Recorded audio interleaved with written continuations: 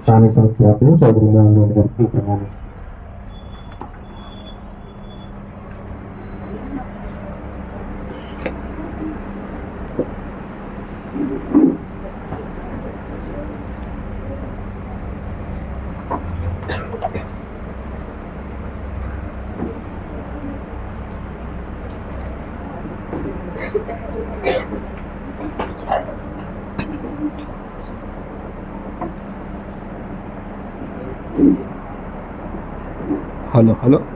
Hello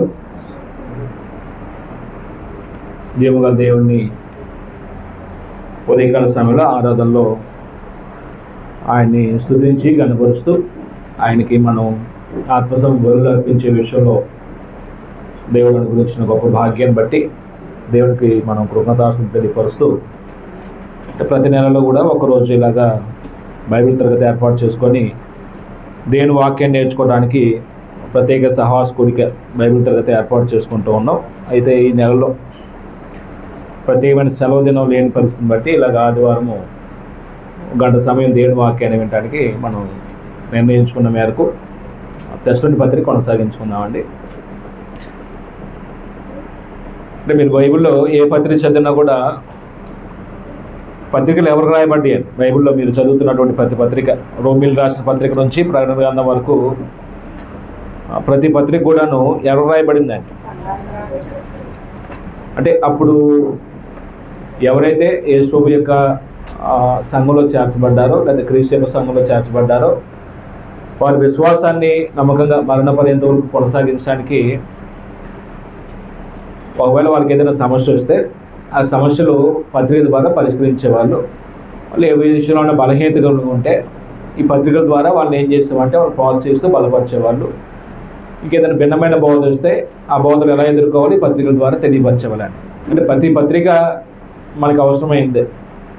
అంటే వాస్తవానికి మనం విశ్వాస స్థాయిని బట్టి పత్రికలు నేర్చుకోవాలండి. మనం అదేం లేదు. పత్రికలు ఎవరికి అవసరం అవుతాయి? పత్రికలు నిజానికి ఎవరికి అవసరం అవుతాయి? సంఘానికే. సంఘంలో కూడా స్థాయిలు ఉంటాయండి. ఇప్పుడు ఫస్ట్ క్లాస్ సెకండ్ క్లాస్లో చదువుతున్న స్టూడెంట్స్ తీసుకెళ్ళి 10th క్లాస్లో కూర్చోబెట్టామనుకోండి, ఎలాగా ఆ టీచర్ చెప్తున్న పాటల విషయంలో మనసు పెడతారండి. కష్టమండి కొన్ని. అందుకు పత్రిక చదువుతున్నప్పుడు, మీరు రోమపత్రిక చదువుతున్నప్పుడు మన స్థాయికి అందని సంగతులు కొన్ని ఉంటున్నాయి. అవి వెంటనే కొరుకుని పడమండి. అందుకు మనకు కొంచెం చిరాగ్గాను మనకు అర్థం కాదు ఇదని ఏం చేస్తామంటే పక్కన పడేస్తాం. కొంచెం మనసు పెట్టి, అంటే బైబిల్ చదువుతున్నప్పుడు ఎప్పుడైనా పత్రికలే కాదు ఏ పుస్తకం చదివిన బైబిల్లో కొంతసేపు చదివి అర్థం కాదు పక్కన పడేస్తామండి. కొంతమందికి ఉన్నటువంటి అలవాటు ఏంటంటే ప్రార్థన చేసుకొని హరివరిగా ఏలుబెట్టి ఇలా తీసేసి ఒక పేరా చదివేసేసి అమ్మయ్య బైబిల్ అయిపోయింది చదివేని ఈరోజు అనుకుంటామండి. అక్కడ ఏం తెలుసుకున్నాం మనం ఆ పేరా చదవడం వల్ల? ఏదైనా నీతి అని తెలుసుకున్నావా? అక్కడ ఆ పేరాలో నీతి నేర్చుకున్నాం ఏమన్నా? ఇప్పుడు స్టూడెంట్స్ ఉన్నారు, విద్యార్థులు ఉన్నారండి చాలామంది. వాళ్ళు తెలుగు, మ్యాథ్స్ లేకపోతే ఇంగ్లీష్ చదువుతున్నారు. ఆ రోజు ఏలు పెట్టేసి తీసేసి కూడా చదివేసేసి అమ్మాయి అయిపోయింది ఈరోజు కూర్చేస్తారా? వాళ్ళు ఎలా చదువుతారు, మనం ఎలా చదువుతామండి? తేడా ఉందా? వాళ్ళు చదువుతున్నది అర్థం చేసుకునే ప్రయత్నం చేస్తారండి. మనం ఎప్పుడైనా చదువుతున్నది అర్థం చేసుకునే ప్రయత్నం చేసామని ఆగామండి కొద్దిసేపు అయినా? అర్థం కాదంటే పక్కన పడేస్తామండి. కానీ ఒక విద్యార్థి తన సబ్జెక్ట్ని అర్థం చేసుకోవడానికి 10 సార్లు అడుగుతాడే. 10 సార్లు కూడా కొరుగులు పడకపోతే సార్ దగ్గరికి సార్ ఇది నాకు అర్థం కావట్లేదు సార్ అని అంటాడే. బైబిల్ కూడా అంతకన్నా శ్రేష్టమైందండి వాస్తవానికి. ఒకసారి చదివితే అర్థం కాదండి. దాన్ని మనం ఒకసారి చదివిన తర్వాత ఇదో ఒక పాయింట్ దొరికిద్దండి, రెండోసారి చదివితే ఇంకో పాయింట్ దొరికిద్దండి, మూడోసారి చదివితే ఇంకేదో పాయింట్ దొరికిద్దండి. చచ్చిపోయేదో చదువుతూనే ఉండండి, అబ్రహాం జీవితం చచ్చిపోయేదో చదువుతూనే ఉండండి, ఏదో ఒక సూత్రం మనకు దొరికిద్దండి. నోవా గురించి చచ్చిపోయేదో చదువుతూనే ఉండండి, ఏదో సూత్రం దొరికిద్దండి. బైబిల్కి ఉన్నటువంటి గొప్పతనం అదండి. మిగిలిన ఏ పుస్తకాలు చదివినా బోర్ అండి. బైబిల్ చదువుతుంటే ఎక్కడైనా బోర్ అనిపించిద్దండి? అంటే పత్రికల యొక్క సారాంశం అది రక్షించబడి రక్షణలో కొనసాగుతున్న వారికి రాయబడిన పత్రికలు ఇవి. అక్కడ ఉన్న సమస్య ఏంటో చూడాలి, ఆ సమస్యను పరిష్కరించడానికి గ్రంథకర్త ఎలా రాశారో చూడాలి. ఇప్పుడు అక్కడి నుంచి మనం ఏంటి నీతి నేర్చుకోవాలి. ఒకవేళ మనం ఏదైనా ఆ సమస్యలో ఉంటే దాన్ని మనం ఎలాగ అధిగమించాలో, మన విశ్వాసాన్ని ఎలాగ నిరూపించుకొని విశ్వాసంలో పరిపూర్ణ అవ్వాలో మనకు ఉపయోగపడేది. రైట్. తెస్సలోనిక పత్రిక మీరందరూ చదివి ఉంటారనుకుంటున్నానండి. చదివారు కదా అందరూ? ఎవరు చదవకుండా లేరుగా? చదివారు కదా, ఒకసారి 2 సార్లు చదివి ఉంటారు కదా. రైట్. ఈ తెస్సలోనిక అనేది పౌలు చేసినటువంటి సువార్త ప్రయాణంలో ఎన్నో ప్రయాణంలో ఆ పట్టణం వెళ్ళినట్టుగా మనం చూస్తామండి. 2వ ప్రయాణంలో. తెస్సలోని అనేది ఏ ప్రాంతంలో ఉండే పట్టణం అండి? తెస్సలోనిక అనేది ఒక పట్టణం అయితే ఏ ప్రాంతంలో ఉండే పట్టణం అది? మాసిదోనియా అండి. మాసిదోనియా అనేది ఒక దేశం. అది ఏ ఖండం అంటే యూరోప్ అన్నాడు, ఐరోపా. అయితే ఎలాగా ఆ మాసిదోనియా ప్రాంతం సువార్త ప్రకటించబడటానికి అసలు ద్వారాలు తెరవబడిందండి? మాసిదోనియా ప్రాంతం ఎలాగ సువార్త ప్రకటించబడటానికి అవకాశం కలిగిందండి పౌలుకి? అంటే ప్లాన్ చేసుకుని పౌలు మాసిదోనియా ప్రాంతం వెళ్ళా.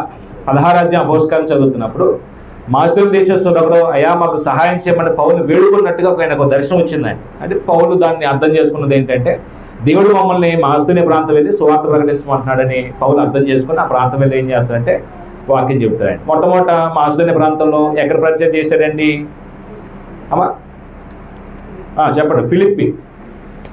ఫిలిప్పి ప్రాంతంలో సేవ చేశాడండి. ఫిలిప్పీలో వ్యతిరేకత వచ్చిందండి. పౌల్ని బంధించారు, చెరసాల నుంచి విడుదల పొందుతాడు. 17వ అధ్యాయంలో తెస్సలోనికే వెళ్తాడండి. ఈ తెస్సలోనిక ప్రాంతంలో ఎంతకాలం సువార్త ప్రకటించినట్టుగా మనం చూస్తామండి అమ్మా? 3 విశ్రాంతి దినాలు. అంటే 3 విశ్రాంతి దినాలు వాక్యం విన్న వాళ్ళ యొక్క స్థాయి ఒకసారి అర్థం చేసుకోవాలి మనం. అయితే వీళ్ళు అనుకూల పరిస్థితుల వాక్యాన్ని విన్నారా, అంగీకరించారు? ప్రతికూల పరిస్థితుల మధ్య వాక్యాన్ని విని అంగీకరించారు. అంటే ప్రతికూల పరిస్థితి గొప్ప ఉపద్రవాలు వాళ్ళ వాక్యాన్ని అంగీకరించారండి. గొప్ప ఉపద్రవాల్లో అక్కడ సంఘం ప్రారంభమైంది. అంటే పౌల్ని అక్కడ వ్యతిరేకించారండి. పౌలుకి షరతు ఇచ్చినటువంటి యాసోన్ని ఇంటి మీద పడి దొమ్మిగబడి ఆయన్ని సభ దగ్గరికి ఈడ్చుకొని పోతారండి. పౌలు దొరికితే చంపేద్దాం అనుకున్నారండి. అయితే పౌల్ని ఏం చేస్తాడు, సహోదరులు అక్కడ నుంచి తప్పిస్తారండి. తెస్సలోనిక నుంచి ఎక్కడికి వెళ్తాడంటే బెరియా వెళ్తాడండి. బెరియా నుండి బెరియాలో ఉన్నటువంటి ప్రజల యొక్క ఒక ఆత్మీయ స్థితి మనకి తేటగా తెలియపరిచింది. ఏంటంటే వాళ్ళు తెస్సలోనికే ఉన్న వారికంటే గనులు అంటాయండి. ఏ విషయంలో? వాక్యాన్ని పరిశోధించే విషయంలో. వాక్యాన్ని విని అది లేఖనానుసారంగా ఉందా లేదని పరిశోధించే విషయంలో. ఇక్కడ వ్యతిరేకత వచ్చింది. ఇక్కడ నుంచి కొంతమంది యూదులు బెరియా వచ్చి పౌల్ని అక్కడ కూడా వ్యతిరేకించి పౌలుకి అంటే పౌలు కొట్టడానికి ప్రయత్నం చేసినప్పుడు పౌలు అక్కడ నుంచి వెళ్ళిపోయాడు. ఎక్కడికి వెళ్ళిపోయాడు పౌలు? ఏథెన్స్కి వెళ్ళిపోయాడు. ఏథెన్స్. అప్పుడు పౌలుకు ఉన్నటువంటి ఆలోచన ఏంటంటే 3 విశ్రాంతి దినాలు వాక్యం విన్నాళ్ళు. మీరు విశ్వాసం మరి ఏ స్థాయిలో ఉండిద్ది? శ్రమంలో గొప్ప ఉపద్రవాల వాక్యం విన్న వాళ్ళ యొక్క విశ్వాసం స్థిరంగా ఉండిద్దా, అస్థిరంగా ఉంటారు? కొంచెం అస్థిరంగా ఉంటారు. భయాందోళనకు గురవుతున్నాడు పౌలు. వీళ్ళు ఎలా ఉన్నారో, వాళ్ళ ఆత్మీయస్థితి ఎలా ఉందో, వాళ్ళు బలపరచడానికి సహోదరులు ఉంటే బాగుండు అక్కడని ఈయన ఏథెన్స్ వెళ్తూ ఎవరు పంపిస్తాడంటే తెస్సలోనికకి శీల, తిమోతిని పంపిస్తాడండి. ఏథెన్స్ మీ కొరకు కనిపెట్టుకొని ఉంటాను, తెస్సలోనిక దగ్గరికి వెళ్ళి అక్కడ వాళ్ళకి క్షేమ సమాధానం తెలుసుకొని వాళ్ళు బలపరిచిన దగ్గర రండి అని ఏథెన్స్ కనిపెడుతున్నాడు. పౌలు ఏథెన్స్ ఉన్నప్పుడు వాళ్ళు కలుసుకోలేకపోయారండి. అప్పుడు ఏథెన్స్ నుంచి పౌలు ఎక్కడికి వెళ్ళిపోతాడండి? కొరింథుకి వెళ్ళిపోతాడండి. కొరింథు 18వ అధ్యాయం అపోస్తలుల కార్యం. కొరింథులో ఉన్నప్పుడు తెస్సలోనిక నుండి తిమోతి, శీల వీళ్ళు రిపోర్ట్ చేసుకొస్తారండి. తెస్సలోనికలో ఎలా ఉన్నారో, వాళ్ళ పరిస్థితి ఎలా ఉందో రిపోర్ట్ చేసుకొస్తారండి. అది తెలుసుకొని కొరింథు నుంచి పౌలు ఏం చేస్తాడు? తెస్సలోనికలకి మొదటి పత్రిక రాస్తాడండి. మొదటి పత్రిక రాసినప్పుడు అసలు వాళ్ళ స్టాండర్డ్ ఎలా ఉందండి? వాళ్ళు విశ్వాసులు ఎలా ఉన్నారండి? మెరుగ్గా ఉన్నారా, బలహీనంగా ఉన్నాడు విశ్వాసంలో? అంటే విశ్వాసంతో ఉన్నటువంటి పని చేస్తున్నారండి, ప్రేమతో ఉన్నటువంటి ప్రయాసం ఉందండి, ఓర్పుతో ఉన్నటువంటి నిరీక్షణ ఉందండి. అంటే ఒక స్థానిక సంఘం ఒక క్రైస్తవులకు ఉండవలసిన గుణాల్లో విశ్వాసము, ప్రేమ, నిరీక్షణ, క్రైస్తవ జీవితానికి సంబంధించి ఈ మూడు చాలా ప్రధానమైనవండి. వీళ్ళ విశ్వాసం ఉందా లేదా?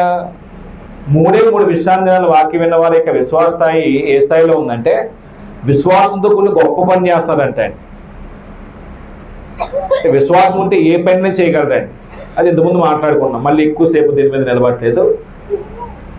ప్రేమతో ఉన్న ప్రయాసం ఉందంటే, అంటే ఎవరైనా ఒక కార్యం విషయంలో ప్రయాసపడుతున్నారంటే, బిడ్డల విషయంలో, భర్త విషయంలో, భార్య విషయంలో, కుటుంబ విషయంలో, సంఘం విషయంలో ఒక వ్యక్తి ప్రయాసపడుతున్నారంటే కారణం ఏంటంటే ఏమంటే ప్రయాసపడతారండి? ప్రేమ ఉంటే ప్రయాసపడతారండి. ఓర్పుతో నిరీక్షణ ఉందండి, అంటే శ్రమలు వస్తున్నాయి ఓర్చుకుంటూ నిరీక్షణతో బ్రతుకుతున్నారండి. అంటే వీళ్ళు పర్ఫెక్ట్గా ఉన్నారు లేదా దీన్ని బట్టి, వీళ్ళు అందించిన రిపోర్ట్ని బట్టి. అయితే కొంతమందిలో మాత్రం 4వ అధ్యాయంకి వెళ్ళేసరికి నిరీక్షణ విషయంలో కొంత కంగారు పడుతున్నారండి. అంటే మేము బాప్తిస్మం పొందాం, మా కుటుంబీకులు కొంతమంది చనిపోతున్నారు, మరి వాళ్ళు ఏమైపోతున్నారు, ఎక్కడికి వెళ్ళిపోతున్నారు సందేహం ఉందండి. అప్పుడు నిరీక్షణ లేని ఇతరుల వల్ల మీరు దుఃఖపడుకున్న నిమిత్తం ఏం చేశాడు? చనిపోయిన వారు ఏమైపోతున్నారో చెప్పాడండి. ప్రభు రాకడ గురించి చెప్పాడండి. ప్రభు రాకడ గురించి చెప్పినప్పుడు ప్రభు రాకడ విషయంలో తెస్సలోనికీయులకు రాసినటువంటి మొదటి పత్రికలో కొన్ని సంగతులు కొంతమంది అపార్థం చేసుకున్నారండి. ఆ అపార్థం చేసుకున్నప్పుడు ప్రభు రాకడ విషయంలో కొంతమంది తప్పుగా బోధిస్తున్న సందర్భంలో పౌలు ఏం చేశాడంటే వెంటనే మొదటి పత్రిక రాసిన తర్వాత కొరింథీ నుండి వీళ్ళు కొంత సందేహం ఉన్నారు ప్రభు రాకడను బట్టి, ప్రభు రాకడ విషయంలో. ఆ సందేహాన్ని తీర్చడానికి పౌలు ఏం చేస్తాడంటే 2వ పత్రిక రాసినట్టుగా మనం చూస్తామండి. మీరు గత పాటలు ఇవన్నీ చెప్పుకున్నామండి. మీకు ఎంతమంది కంటిన్యూషన్ ఫాలో అయ్యారో నాకు నోట్స్ ఒకసారి చదువుకున్నారో నాకు తెలియదు, కానీ మొదటి పత్రిక కొనసాగింపి 2వ పత్రిక కూడా అండి.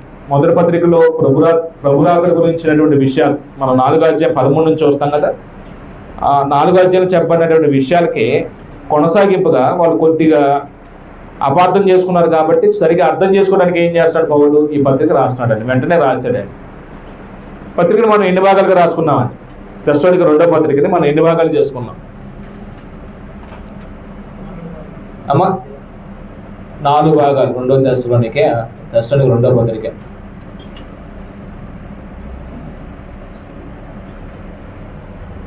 అంటే 4 భాగాలు రాసుకున్నామండి. మనం చదువుతున్నప్పుడు మొదట ఉపోద్ఘాతం చూసాం, మొదటి 2 వచనాలు. 3వ వచనంలో ప్రార్థన కృతజ్ఞతాస్తుతులు చూసాం. 1వ అధ్యాయం 4 నుంచి 3వ అధ్యాయము 5 వరకు పాఠం, అంటే ఆ సంఘానికి ఏ విషయం చెప్పాలనుకుంటున్నాడో ఆ అంశాన్ని, ఆ పాఠాన్ని చర్చించాడు.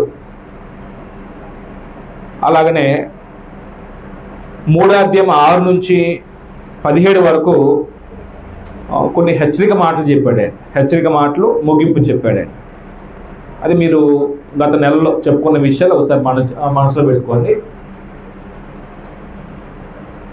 1వ అధ్యాయం 10 వరకు మనం చదువుకున్నట్టు గుర్తు నాకు, అంతేనండి? రైట్. మొదటి అధ్యాయము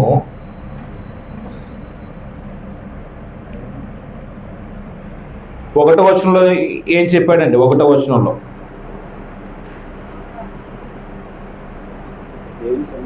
సంఘం ఎక్కడుందో చెప్పాడండి. మన తండ్రి అయిన దేవుని యందును ప్రభువైన యేసుక్రీస్తునందున ఉన్న తెస్సలోనికీయుల సంఘమునకు, అంటే ఆ సంఘం ఎక్కడుందంటాడు? మన ప్రభువైన యేసుక్రీస్తునందును, లేకపోతే తండ్రి అయిన దేవుని యందును, మన ప్రభువైన క్రీస్తు యందును. అంటే ఒకవేళ మన సంఘంలో సభ్యులం అయితే మనం ఇప్పుడు ఎక్కడ ఉన్నట్టండి? తండ్రి అయిన దేవునిలో ఉన్నామండి, ప్రభువైన యేసుక్రీస్తులో ఉన్నామండి. అప్పుడు ఆ దేవుని నుండి, ఆ క్రీస్తు నుంచి ఏం కలుగుతుందో చెప్పాడు 2వ వచనంలో. తండ్రి దేవుని యందు నుండి, ప్రభువైన యేసుక్రీస్తు నుండి కృపయు సమాధానమును మీకు కలుగును గాక. దేవుని నుంచి ఎప్పుడు దేవుల్లో ఉన్న వారికి ఏం కలగాలండి? యేసులో ఉన్న వారికి ఏం కలగాలండి? కృప, సమాధానం కలగాలి. కృప అనే వాటికి అర్థం ఏంటంటే అర్హత లేని వానికి అర్హతనిచ్చేది. సమాధానం అంటే విరోధ భావం లేకుండా, కలహాలు లేకుండా, వ్యతిరేకతలు లేకుండా నెమ్మది కలిగి బ్రతకటం అండి. అంటే దేవుళ్ళు, క్రీస్తులు మనం ఉన్నప్పుడు మనం ఏమనిపించండి? ఎప్పుడు కూడా సమాధానం అనుభవించాలండి. ఒకవేళ భార్యాభర్తలు ఇద్దరు క్రీస్తు సంఘ సభ్యులండి, ఆ భార్యాభర్తలు ఎప్పుడు ఏమనుభవించాలండి? వాళ్ళు కలహాలు అనుభవించాలా, సమాధానం అనుభవించాలి? మరి కలహాలు కూడా అనుభవిస్తున్నాం కదా. భార్యాభర్తలు ఎంతమంది ఇక్కడ కలహాలు ఆడుకునే వాళ్ళు లేరండి కుటుంబం? అమ్మ మీరు తిరగొద్దు, స్టాండ్ తగ్గుతారు. ఒకవేళ ఆ కుటుంబంలో అత్తకోడలు క్రీస్తు సంఘ సభ్యులైతే ఎంతమంది కలహాలు ఆడుకునే వాళ్ళు లేరండి ఆ కుటుంబంలో అత్తకోడలు? అంటే ఇద్దరు క్రీస్తులో ఉన్నారు. దేవుడి నుంచి కృప, సమాధానం అనుభవించవలసిన వారు, ప్రభువు నుంచి కృపా సమాధానం అనుభవించవలసిన వారు ఏమో కూడా అనుభవిస్తున్నారు ప్రస్తుతం.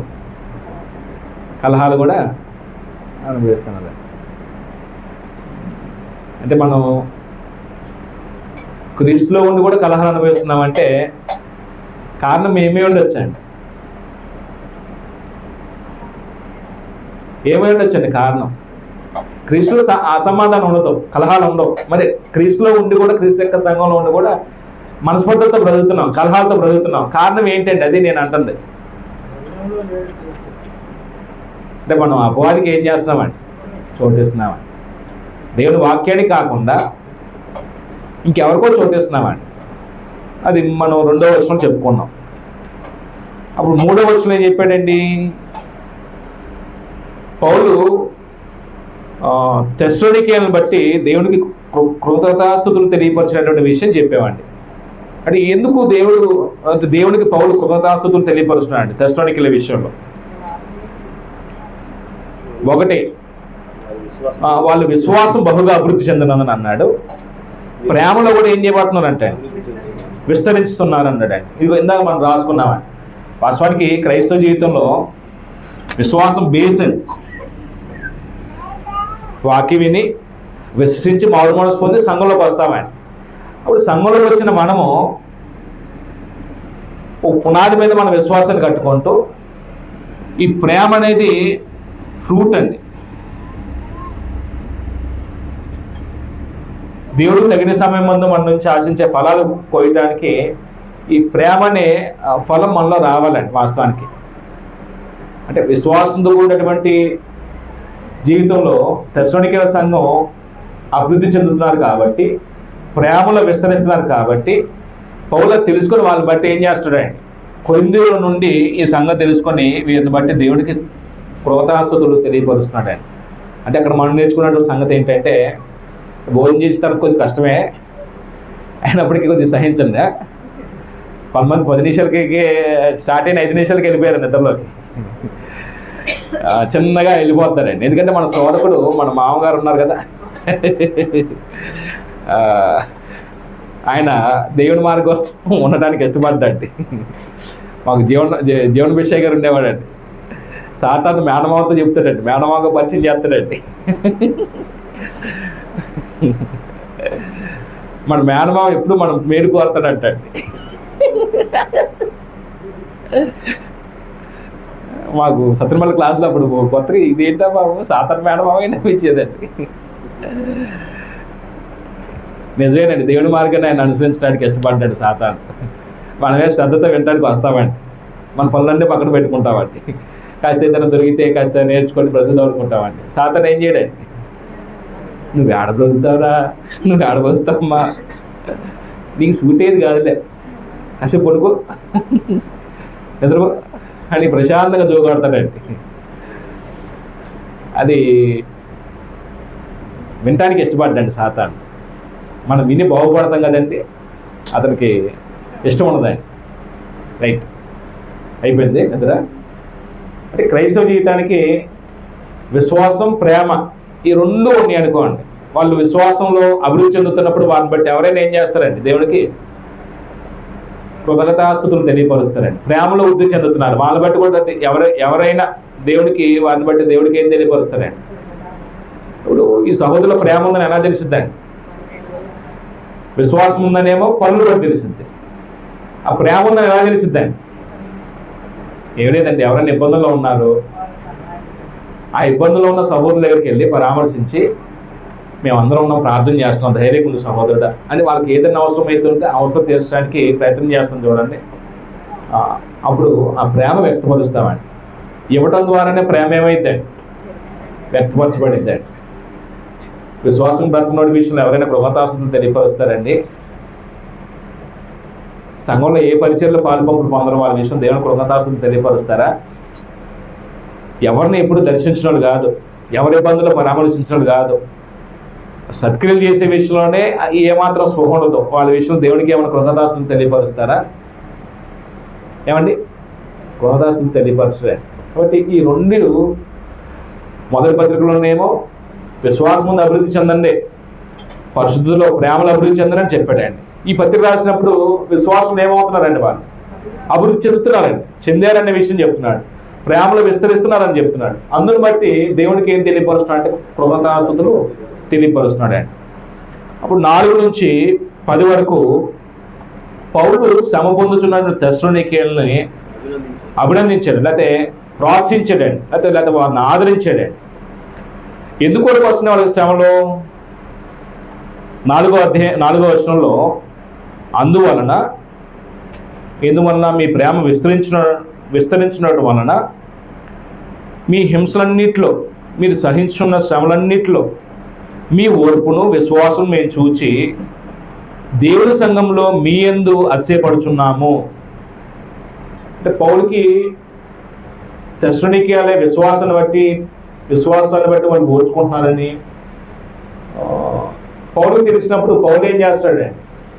ఆయన ఉన్నటువంటి సంఘంలో ఎదుట వీళ్ళని బట్టి ఈయన ఏం చేస్తున్నాడండి? అతిశయిస్తున్నాడండి. అంటే ఇప్పుడు అతిశయించడం అంటే ఏంటంటే అది అంటే నేను సహోదరులు వాక్యం చెప్పాను, వాళ్ళు ఆత్మీయంగా జన్మించిన వారు ఎన్ని శ్రమలు వచ్చినా సరే ఆ శ్రమలు ఎక్కడ తొలగిపోకుండా వాళ్ళు స్థిరంగా ఉన్నారు అని ఆ మిగిలిన చోట ఉన్నటువంటి సహోదరులు చెప్పుకొని వాళ్ళ విషయంలో ఆనందిస్తున్నాడండి. అంటే ఈ 2 సందర్భాలని మనం కంపేర్ చేసినప్పుడు 3-4 వచనాల్లో మన ఆత్మీయ జీవితాన్ని చూసి ఎవరైనా దేవునికి కృతజ్ఞతాస్తుతులు తెలియపరిచే ఆ స్థాయి మన విశ్వాసం ఉండాలండి. ఒక వ్యక్తి విశ్వాసం ఎదుగుతున్నప్పుడు ఆ వ్యక్తిని చూసి ఒకవేళ మనమైనా దేవునికి కృతజ్ఞతాస్తుతులు తెలియపరిచే ఆ మనసు ఉండాలండి మనకి. 3 ఒక స్థానియ సంఘంలో ఉన్నటువంటి విశ్వాసులు శ్రమలు వచ్చినా సరే వాళ్ళు స్థిరంగా ఉన్నారు, విశ్వాసంతో వాళ్ళు ఓర్చుకుంటున్నారని తెలుసుకున్నప్పుడు ఆ సువార్తని ఏం తెలియపరచాలండి? దేవునికి కృతజ్ఞతాస్తుతులు తెలియపరచాలండి, వాళ్ళని బట్టి ఆనందించాలండి, అతిశయించాలండి. అది 4వ వచనం చెప్పుకున్నామండి. అప్పుడు దేని కొరకు వీళ్ళు శ్రమ పడుతున్నారంటే అండి, తెస్సలోనికే ప్రాంతంలో ఉన్న సంఘం దేని కొరకు శ్రమ పడుతున్నారండి? శ్రమ దేని కొరకు అంటే దేవుని రాజ్యం కొరకు, దేవుని రాజ్యం కొరకు. అప్పుడు వీళ్ళు ఏం చేస్తున్నారు? శ్రమలో ఓర్పు కలిగి ఉంటున్నారు, ఓర్చుకుంటున్నారు. ఆ ఓర్పు ఒక సూచనగా గుర్తుగా ఉందన్నాడండి. 5వ వచనంలో దేని కొరకు మీరు శ్రమపడుచున్నారో ఆ దేవుని రాజ్యమునకు మీరు యోగ్యులని ఎంచబడి నిమిత్తము. అంటే దేవుని రాజ్యానికి కూడా యోగ్యత కలిగి ఉండాలంటే శ్రమ పడాలండి, పడాల శ్రమలో. మనం అనేకమైన శ్రమలు పొంది దేవుని రాజ్యంలో ప్రవేశించాలనే మాట ఒకటి ఉంది బైబిల్లో. ఎక్కడ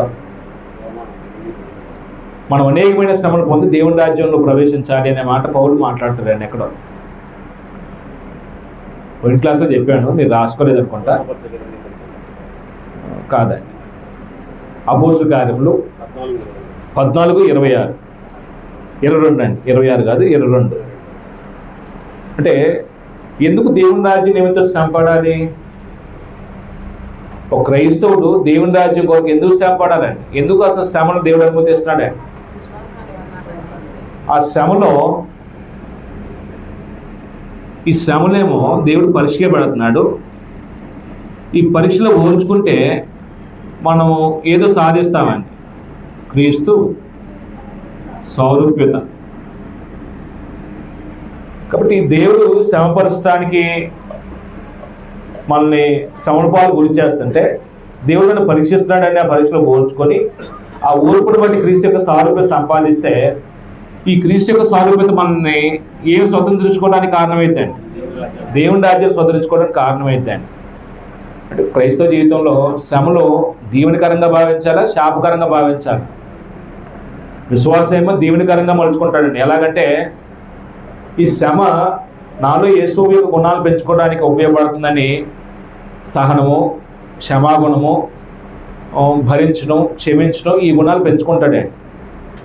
లోక సంబంధం అయితే దేవుణ్ణి, ప్రజల్ని ఏం చేస్తాడంటే దూషించి విశ్వాసం నుంచి తొలగిపోయి శాపగ్రస్తులు అయిపోతాడండి. కాబట్టి దేవుని రాజ్య నిమిత్తం వీళ్ళు శ్రమపడుతున్నారు. ఎవరు శ్రమపరుస్తున్నారండి వీళ్ళని? ఎవరు శ్రమపరుస్తున్నారండి వీళ్ళని? అక్కడ ఉన్నటువంటి స్వజనులే వాళ్ళు ఏం చేస్తున్నారండి? శ్రమపరుస్తున్నారండి. అప్పుడు 6-8 వచనాల్లో మనం చూస్తుంది ఏంటంటే ప్రభు యొక్క ప్రత్యక్ష గురించి మాట్లాడాడండి. ప్రభు యొక్క రాకడ గురించి మాట్లాడాడు. ఈ ప్రభు యొక్క రాకడలో లేకపోతే ఆయన ప్రత్యక్షలో ఏం జరిగిద్ది అంటాడంటే 2 రకాల మనుషుల గురించి చెప్పాడండి. ఒకటి 6వ వచనంలో ప్రభుని యేసు తన ప్రభావం కనపరచు దూతలతో కూడా పరలోకం నుండి అగ్నిజ్వాలలో ప్రత్యక్షమై దేవుడిని ఎరగని వారికి, ప్రభు యొక్క ప్రత్యక్షత, ప్రభు ప్రత్యక్షతలో రాకల్లో తీర్పు జరిగిద్ది.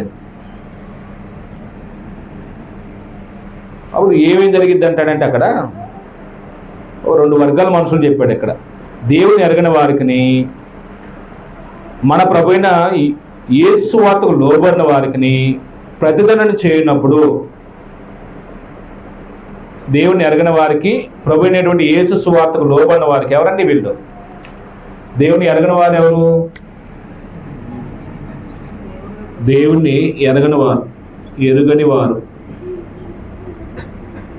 అలాగనే ప్రభు సువార్తకు లోబడిన వారు, సువార్తకు లోబడిన వారు,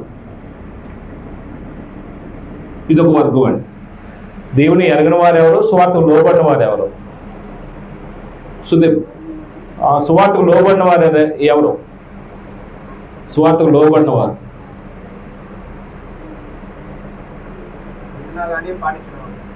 విన్నా కానీ పాటించిన వారు. దానికి కొద్దిగా సవరించిన కిషోర్ బాబు గారు.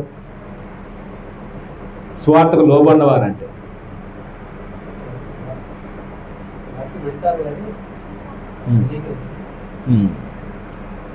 అంటే రక్షించబడే శక్తి దేవుడు వాక్యంలో ఇచ్చే సువార్తలు ఇస్తే సువార్త వింటారు కానీ రక్షించబడరండి. ఇప్పుడు ప్రపంచంలో మనుషులకు చాలా మందికి సువార్త అందించబడుతుంది. వాక్యం విని రక్షించబడిన వారు, రక్షించబడని వారు, ఇదొక గుంపండి. చాలా మందికి సువార్త అందుతుంది కానీ మనుషుల్లో ఏమాత్రం రమంతా కూడా మార్పు కలగట్లేదండి. కొంతమంది సువార్త ప్రకటించే వారిని వేళకొలగం చూసి వ్యర్థమైన ప్రశ్నలు వేసేసి చెప్పలేకపోతే చూసావా వాడు నోరు మూయించాను అని అపహాస్యంగా ఇవి నవ్వుకునే వాళ్ళు ఉంటారండి. ఇప్పుడు ఏం సాధించండి ఆయన ఏం సాధించాడండి? రక్షణ వచ్చిందా? నీ తెలివితేటలు ప్రదర్శించే ప్రయత్నం చేసా, ఆ తెలివేమో నీకు రక్షణ కలుగు చేస్తుందా? వాక్యానికి లోబడితే వాక్యం ఏం చేస్తే రక్షణకరమైన మార్గం నడిపించుద్దండి. ఇది ఒక గుంపు అండి. దేవుని ఎరగని వారంటే ఎవరండి? ప్రేమ, వాక్యం విని లోబడి దేవునిలోకి వచ్చిన వారు. నాకు అర్థం కాదు. వాక్యం లోబడిన వాళ్ళు దేవునిలోకి వచ్చిన వారంటే వాళ్ళు దేవుని ఎరిగిన వారే కదా లోబడటం అంటే. మీరు చెప్పండి శంకరాని, అంతేనా? దేవుని ఎరిగిన వారే. మరి దేవుని ఎరిగిన వారికి తీర్పు ఎలా ఉండిద్ది? ప్రభు యొక్క ప్రత్యక్షతలో దండన ఎలా ఉండిద్ది?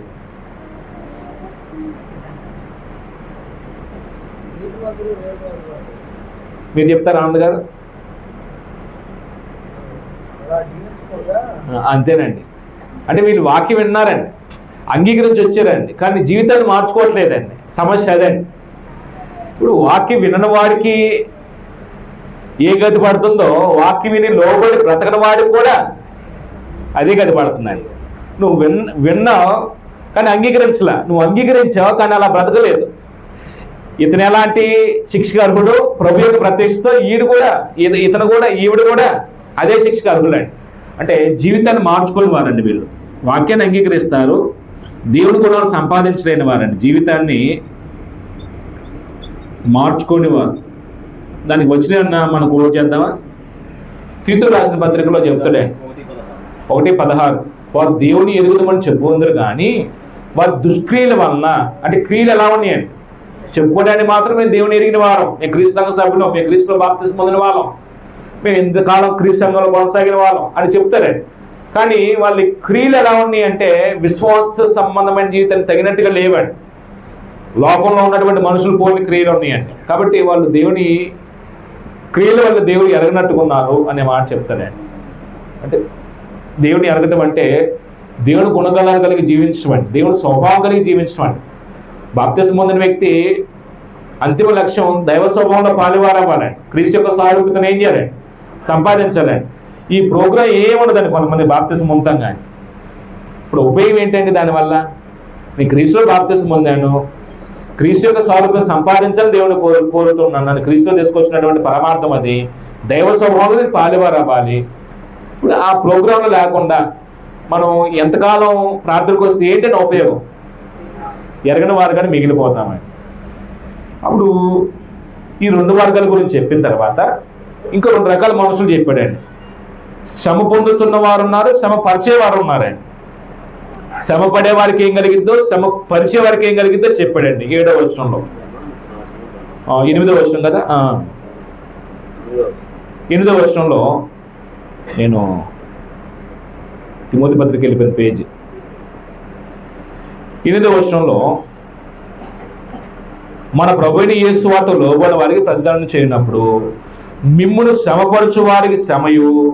మిమ్మును అంటే ఈ వర్గంలో ఉన్నారా? మిమ్మును అనే మాట సంఘం ఇక్కడ ఉంటారా? ఇక లేరే.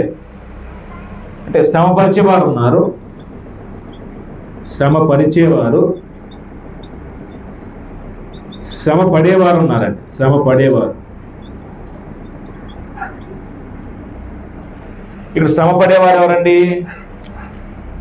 అక్కడ ఉన్న సంఘం విశ్వాసులు. మనం మొదటి పత్రికలో చెప్పుకున్నాం, తమ స్వజనుల వల్లే ఇక్కడ శ్రమలు వస్తున్నాయంట అండి. యూదుల వల్ల ఎలాగా యెరూషలేములో సంఘం శ్రమపరచబడ్డారో తెస్సలోనికయలో ఉన్నటువంటి స్వజనుల వల్ల వీళ్ళు ఏం చేశారు? ఇక్కడ సంఘం శ్రమపరచబడ్డారండి. అప్పుడు శ్రమపడుతున్న వారి యొక్క మానసిక స్థితి ఎలా ఉంటుందంటే, మేము ప్రభువుని నమ్ముకున్నాం, నీతిగా బ్రతుకుతున్నాం, ఎవరికి అన్యాయం చేయట్లేదు, ఎవరికి మోసం చేయట్లేదు, నాకెందుకు ఈ కష్టం వస్తుంది, నాకెందుకు ఇలా బాధలు, నన్ను ఎందుకు అందరూ ఇలా బాధపడుతున్నారు, ఎవరు నాకు సహాయం చేయట్లేదు, ఇంత ఇబ్బందులు వస్తున్నాయని మానసిక కృంగిపోతారండి. ఇక్కడ ఏమంటాడంటే శ్రమపడే వారిని ఆదరించడానికి, వాళ్ళని ధైర్యపరచడానికి, వాళ్ళని ప్రోత్సహించడానికి శ్రమపడే వారికి అంటండి ఏం కలిగింది అంటాడండి అక్కడ? శ్రమ పొందుతున్న మీకు మాతో కూడా విశ్రాంతిని అనుగ్రహించును. సంఘానికి ఏమో విశ్రాంతి. ఈ శ్రమపరిచే వారికి ఏంటండి హెచ్చరిక ఏంటండి? అమ్మో అక్కడ అన్నాడండి, శ్రమపరచు వారికి శ్రమయు, శ్రమ ఉంది. ఇంకోటి ఏమన్నాడండి? దండన నిత్యనాశనం అన్నాడండి. శ్రమ నిత్యనాశనం, నిత్యనాశనం, దండన. ఇప్పుడు వీళ్ళేమో దేవుని రాజ్య నిమిత్తము శ్రమ పడుతున్నారు, నీతి కొరకు శ్రమ పడుతున్నారు, దేవుని రాజ్య సంబంధమైన జీవితాన్ని జీవించే విషయంలో శ్రమ పడుతున్నారండి. ఎవరికి అన్యాయం చేసి కాదండి శ్రమ పడుతుంది, ఏ తప్పు చేయకుండా శ్రమ పడుతున్నారండి. అప్పుడు శ్రమ పడుతున్నప్పుడు ఈ శ్రమ పరిచేవారు ఏమనుకుంటారు? బల ప్రదర్శన చేస్తారండి, వీళ్ళని అంటే ఎలాగైనా హింసిస్తారండి. ఇప్పుడు ఈ సంఘం ఏమో యేసు యొక్క స్వభావం సంపాదించడానికి శ్రమలు తట్టుకుంటూ ఓర్చుకుంటూ ఉన్నారు, వీళ్ళు పెంచిరేయబోతున్నారండి. అప్పుడు ప్రశ్న వచ్చింది మనలో చాలా మంది కూడా, మన కుటుంబాల్లో మన ఇరుగు పొరుగు వాళ్ళు ఏదైనా కష్టం జరుగుతున్నప్పుడు ఒక చిన్న సంఘటన చెప్తానండి. ఒక పురుషుడున్నాడు, భార్యతో జీవితాన్ని పంచుకోవడానికి వచ్చాడు, ప్రమాణం చేశాడు. ఆ పురుషుడు భార్యను వదిలిపెట్టేసేసి ఇంకొక ఆవిడతో తిరుగుతున్నాడు, లగ్జరీగా తిరుగుతున్నాడు అండి. ఈ అమ్మాయి ఏమో పాపం అతను నమ్ముకొని వచ్చిందండి. ఇప్పుడు అతను బాగా ఎంజాయ్ చేస్తున్నాడండి. ఈ అమ్మాయి మానసికంగా ఏడుస్తుందండి. ఆడు ఎంజాయ్ చేస్తున్నాడండి. ఈ అమ్మాయి కుమిలిపోతుందండి. ఇప్పుడు ఏంటండి చూస్తున్న అందరూ ఏమనుకుంటారండి? నా ప్రశ్న అర్థం కాలేదండి. ఇతనేమో వివాహంలో బాంధవ్యాలను జతపరచబడ్డారండి. ఇతను ఏం చేస్తున్నాడు? ఈ అమ్మాయిని కాకుండా వేరే వాళ్ళతో ఎంజాయ్ చేస్తున్నాడండి.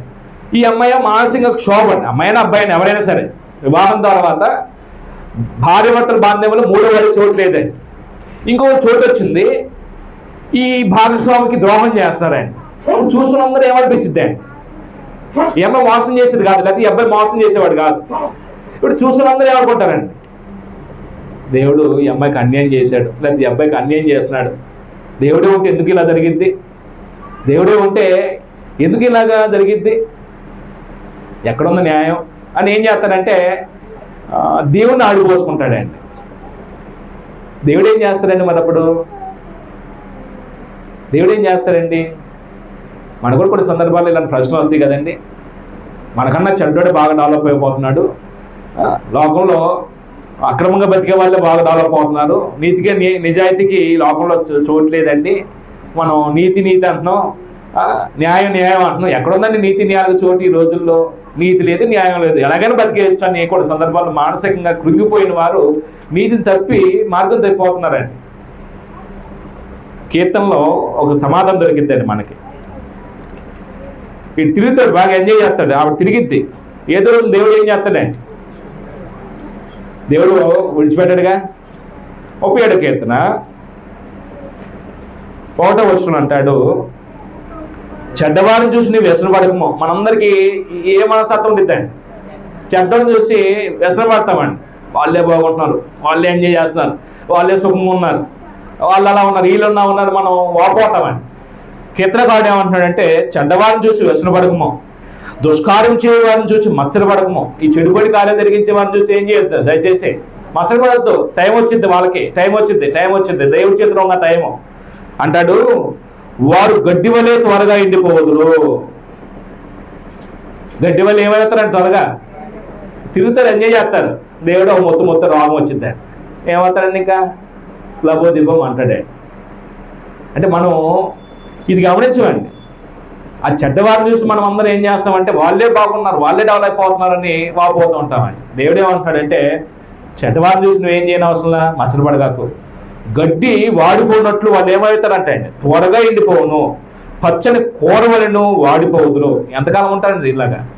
పచ్చదనం అంతకాలం ఉంటారండి, తర్వాత ఏమైపోతారండి? వాడిపోతారండి. దేవుడు ప్రతి వాణి క్రియలు బట్టి దేవుడు ఏం చేస్తాడంటే లెక్కలో తీసుకొస్తాడండి. ఏది తప్పిపోదండి. దావీదు దేవుడు హృదయానుసారుడండి. దేవుడు హృదయానుసారుడు కాబట్టి రహస్య కార్యం చేస్తే దేవుడు వదిలిపెట్టాడా? దేవుడు అన్యాయస్తుడు కాదండి. అంటే మనం టైం పట్టిద్దండి. అంటే మనం ఆ టైం కొరకు వెయిట్ చేయమండి. మనం ఏమనుకుంటామంటే వాళ్ళు బాగున్నారు, వీరు బాగున్నారు, ఇంత ఎంజాయ్ చేస్తున్నారు, చూడు నన్ను ఇంత అన్యాయం చేస్తున్నారు, నాకు ఇంత మోసం చేస్తారు, ఇంత ఎక్కడుంది న్యాయం అని మనం కొన్ని సందర్భాల్లో దేవుడికి సమయం, అంటే దేవుడు ప్రతిదాని విషయంలో సమయాన్ని బట్టి లెక్కలో తీసుకొస్తాడండి. మనం దేవుడి మీద ఆధారపడడం కాబట్టి కొన్ని సందర్భాల్లో బాగుపోతూ ఉంటామండి. మనం నేర్చుకోవాల్సింది ఏంటంటే, శ్రమపరిచే వారికి శ్రమ ఉంది, నిత్య నాశనం ఉంది, దండన ఉంది. ఎప్పుడంటే ప్రభు యొక్క ప్రత్యక్షతలో, ప్రభు రాకల్లో జరిగేది ఏంటంటే, నువ్వు శ్రమపరిస్తే నీకు శ్రమ ఉంది ఖచ్చితంగా, దేవుడు విడిచిపెట్టడం. ఇప్పుడు క్రీస్తు యొక్క సంఘంలో ఉన్నవారు ఎవరైనా శ్రమపెట్టే వాళ్ళు ఉన్నారండి? క్రీస్తు సంఘంలో ఒక సహోదరుని ఎవరైనా ఎప్పుడైనా శ్రమపరిచే వాళ్ళు ఉన్నారా? ఉన్నారు లేదా?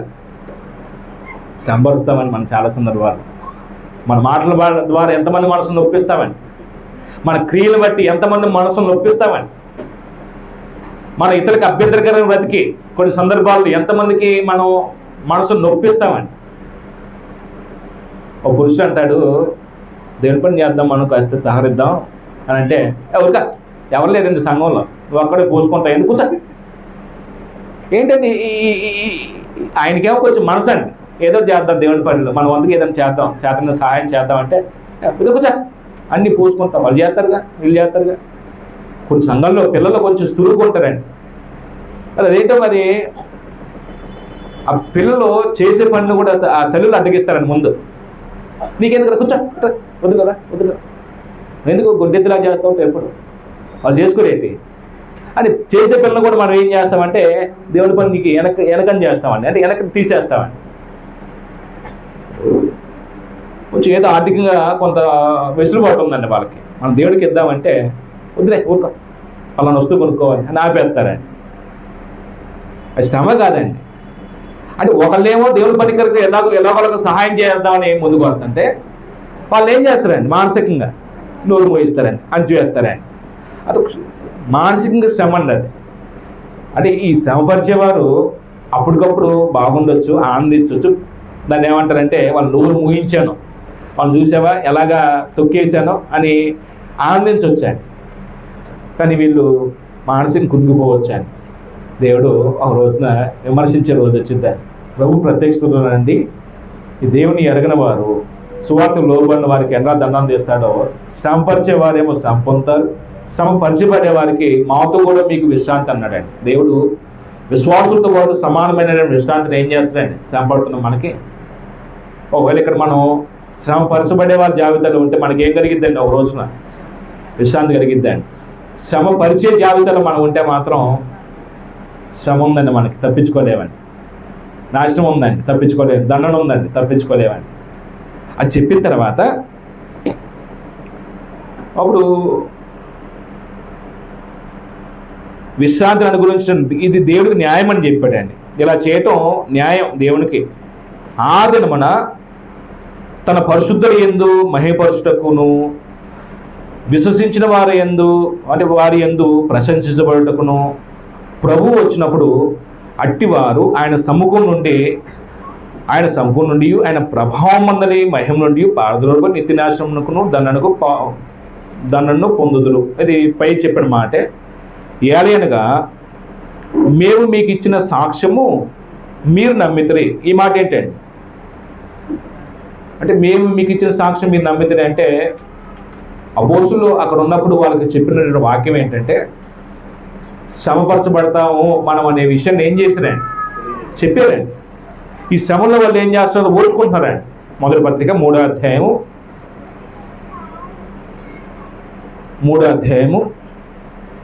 అంటే 4వ వచనంలో అన్ని కలిసి ఉన్నాయండి. మేము మీ యొద్ద ఉన్నప్పుడు మనము శ్రమలు అనుభవించవలసి ఉన్నదని మీతో ముందుగా చెప్పేది కదా, అలాగే జరిగింది. ఇది మీకు తెలియను. అట్టి శ్రమలను అనుభవించకు మనము నియమించబడిన వారమని మీరు ఎరుగుదురు. అంటే క్రైస్తవుడు శ్రమను అనుభవించడానికి ఏం చేయబడ్డాడండి, సంఘంలోకి నియమించబడ్డాడండి. మనం సంఘంలోకి వచ్చినటువంటి ఒక కారణం శ్రమపరచబడాలి. మనలో ఉన్నటువంటి అసలు వ్యక్తిత్వాన్ని ఏం చేయాలండి, అసలు క్యారెక్టర్ని ఈ శ్రమంలో నిరూపించుకోవాలండి. మనం ఎంత ఓర్పు కలిగిన వారమో, ఎంత సహనం కలిగిన వారమో, ఎంత క్షమాగుణం కలిగిన వారమో, ఎంత నీతిగా బ్రతికే వాళ్ళమో ఈ శ్రమల్లో మనల్ని మనం నిరూపించుకోవడానికి దేవుడు ఏం చేశాడు, మనం పిలుచుకున్నాడే. అది వాళ్ళు ఎరుగుదురు కాబట్టి ఇప్పుడు వాక్యం నమ్మి ఏం చేస్తున్నారండి, శ్రమలు వచ్చినప్పుడు వాళ్ళు ఓడ్చుకుంటున్నారండి. అది చెప్పాడండి 10వ వచనం చివర. అప్పుడు 11-12 వచనాల్లో ఈరోజు 11-12 వచనాల్లో పౌలు తెస్సలోనికీ కొరకు ప్రార్థన చేసిన విషయం చూద్దామండి. ఒకసారి చూడండి. అందువలన అన్నాడండి. ఎందువల్ల? శ్రమలో ఓర్చుకుంటున్నారు కాబట్టి దేవుని యొక్కయు ప్రభువైన యేసుక్రీస్తు యొక్కయు కృప అంటే కృప చొప్పున మీ యందు మన ప్రభువైన యేసు నామమును ఆయన యందు మీరు మహిమనొందునట్లు మేలు చేయవలనని మీలో కలుగు ప్రతి ఆలోచనను విశ్వాసయుక్తమైన ప్రతి కార్యమును బలంతో సంపూర్ణం చేయొచ్చు. మన దేవుడు తన పిలుపునకు మిమ్మును యోగ్యులుగా ఎంచునట్లు మీ కొరకు ఎల్లప్పుడూ ప్రార్థించున్నాను. అంటే ఈ వచనంలో పౌలు తెస్సలోనికీల సంఘం కొరకు ఏం చేస్తున్నాడండి, ప్రార్థన చేస్తున్నాడండి. ఒకసారి ఆ వచనం రాసుకుందాం. పౌలు తెస్సలోనికీ సంఘం కొరకు ప్రార్థన చేయట.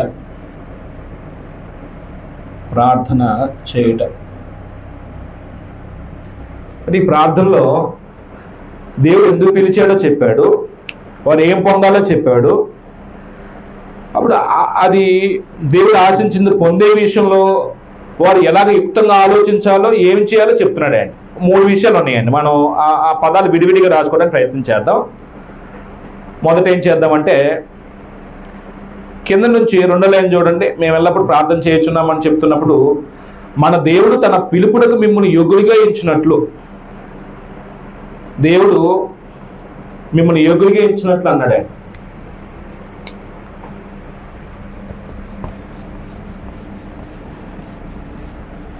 ఒక్క నిమిషం.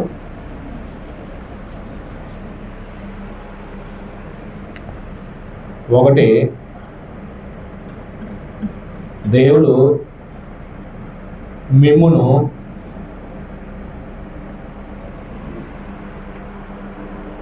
అంటే దేవుడు తన పిలుపునకు మిమ్మల్ని యోగ్యులుగా ఎంచినట్లు అన్నాడు. దేవుడు తన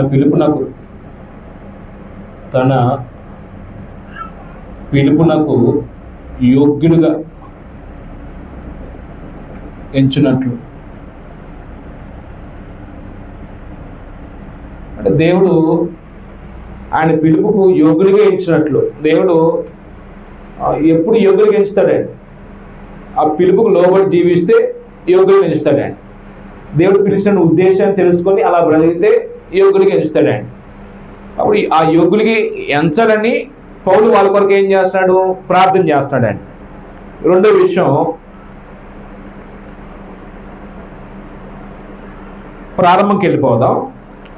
మన ప్రభువైన యేసు నామమున ఆయన యందు మీరును మహిమ పొందినట్లు, లేకపోతే మహిమ నొందినట్లు,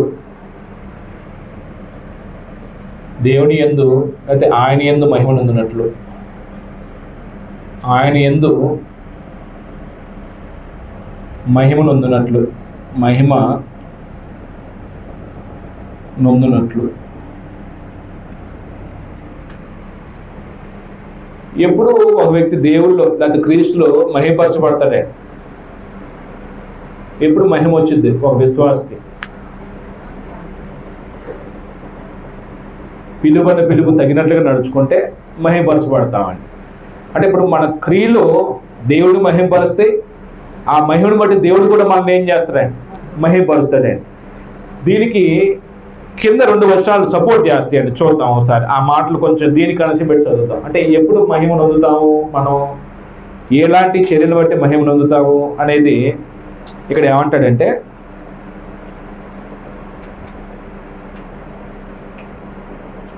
మహిమ నొందినట్లు మేలు చేయవాలని మీలో కలుగు ప్రతి ఆలోచనను, మేలు కలగాలని మేలు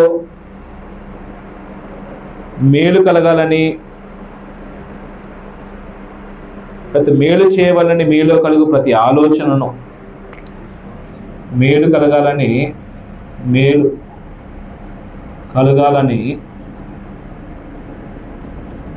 మీలో కలుగు ప్రతి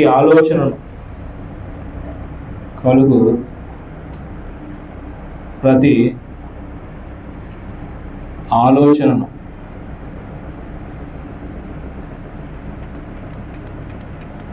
ఇదో మాట చెప్పాడండి. ఒకటి. 2వది ఏమన్నాడు? మీలో కలుగు, అంటే మేలు కలగాలని మీలో కలుగు ప్రతి ఆలోచన. సెంటెన్స్ మనకు అర్థమైన మాటలో రాసుకుందాం. తర్వాత ముందు అక్కడ ఉన్న మాటను అర్థం చేసుకుందాం. మేలు చేయాలని, అది రాయాలి కదండి. మేలు కలగాలని రాశాను. మేలు చేయాలని మీలో కలుగు ప్రతి ఆలోచనను, అక్కడ ఉన్నదే రాశానండి. మేలు చేయాలని మీలో కలుగు ప్రతి ఆలోచనను, విశ్వాసయుక్తమైన ప్రతి కార్యమును. 2, విశ్వాసయుక్తమైన ప్రతి కార్యమును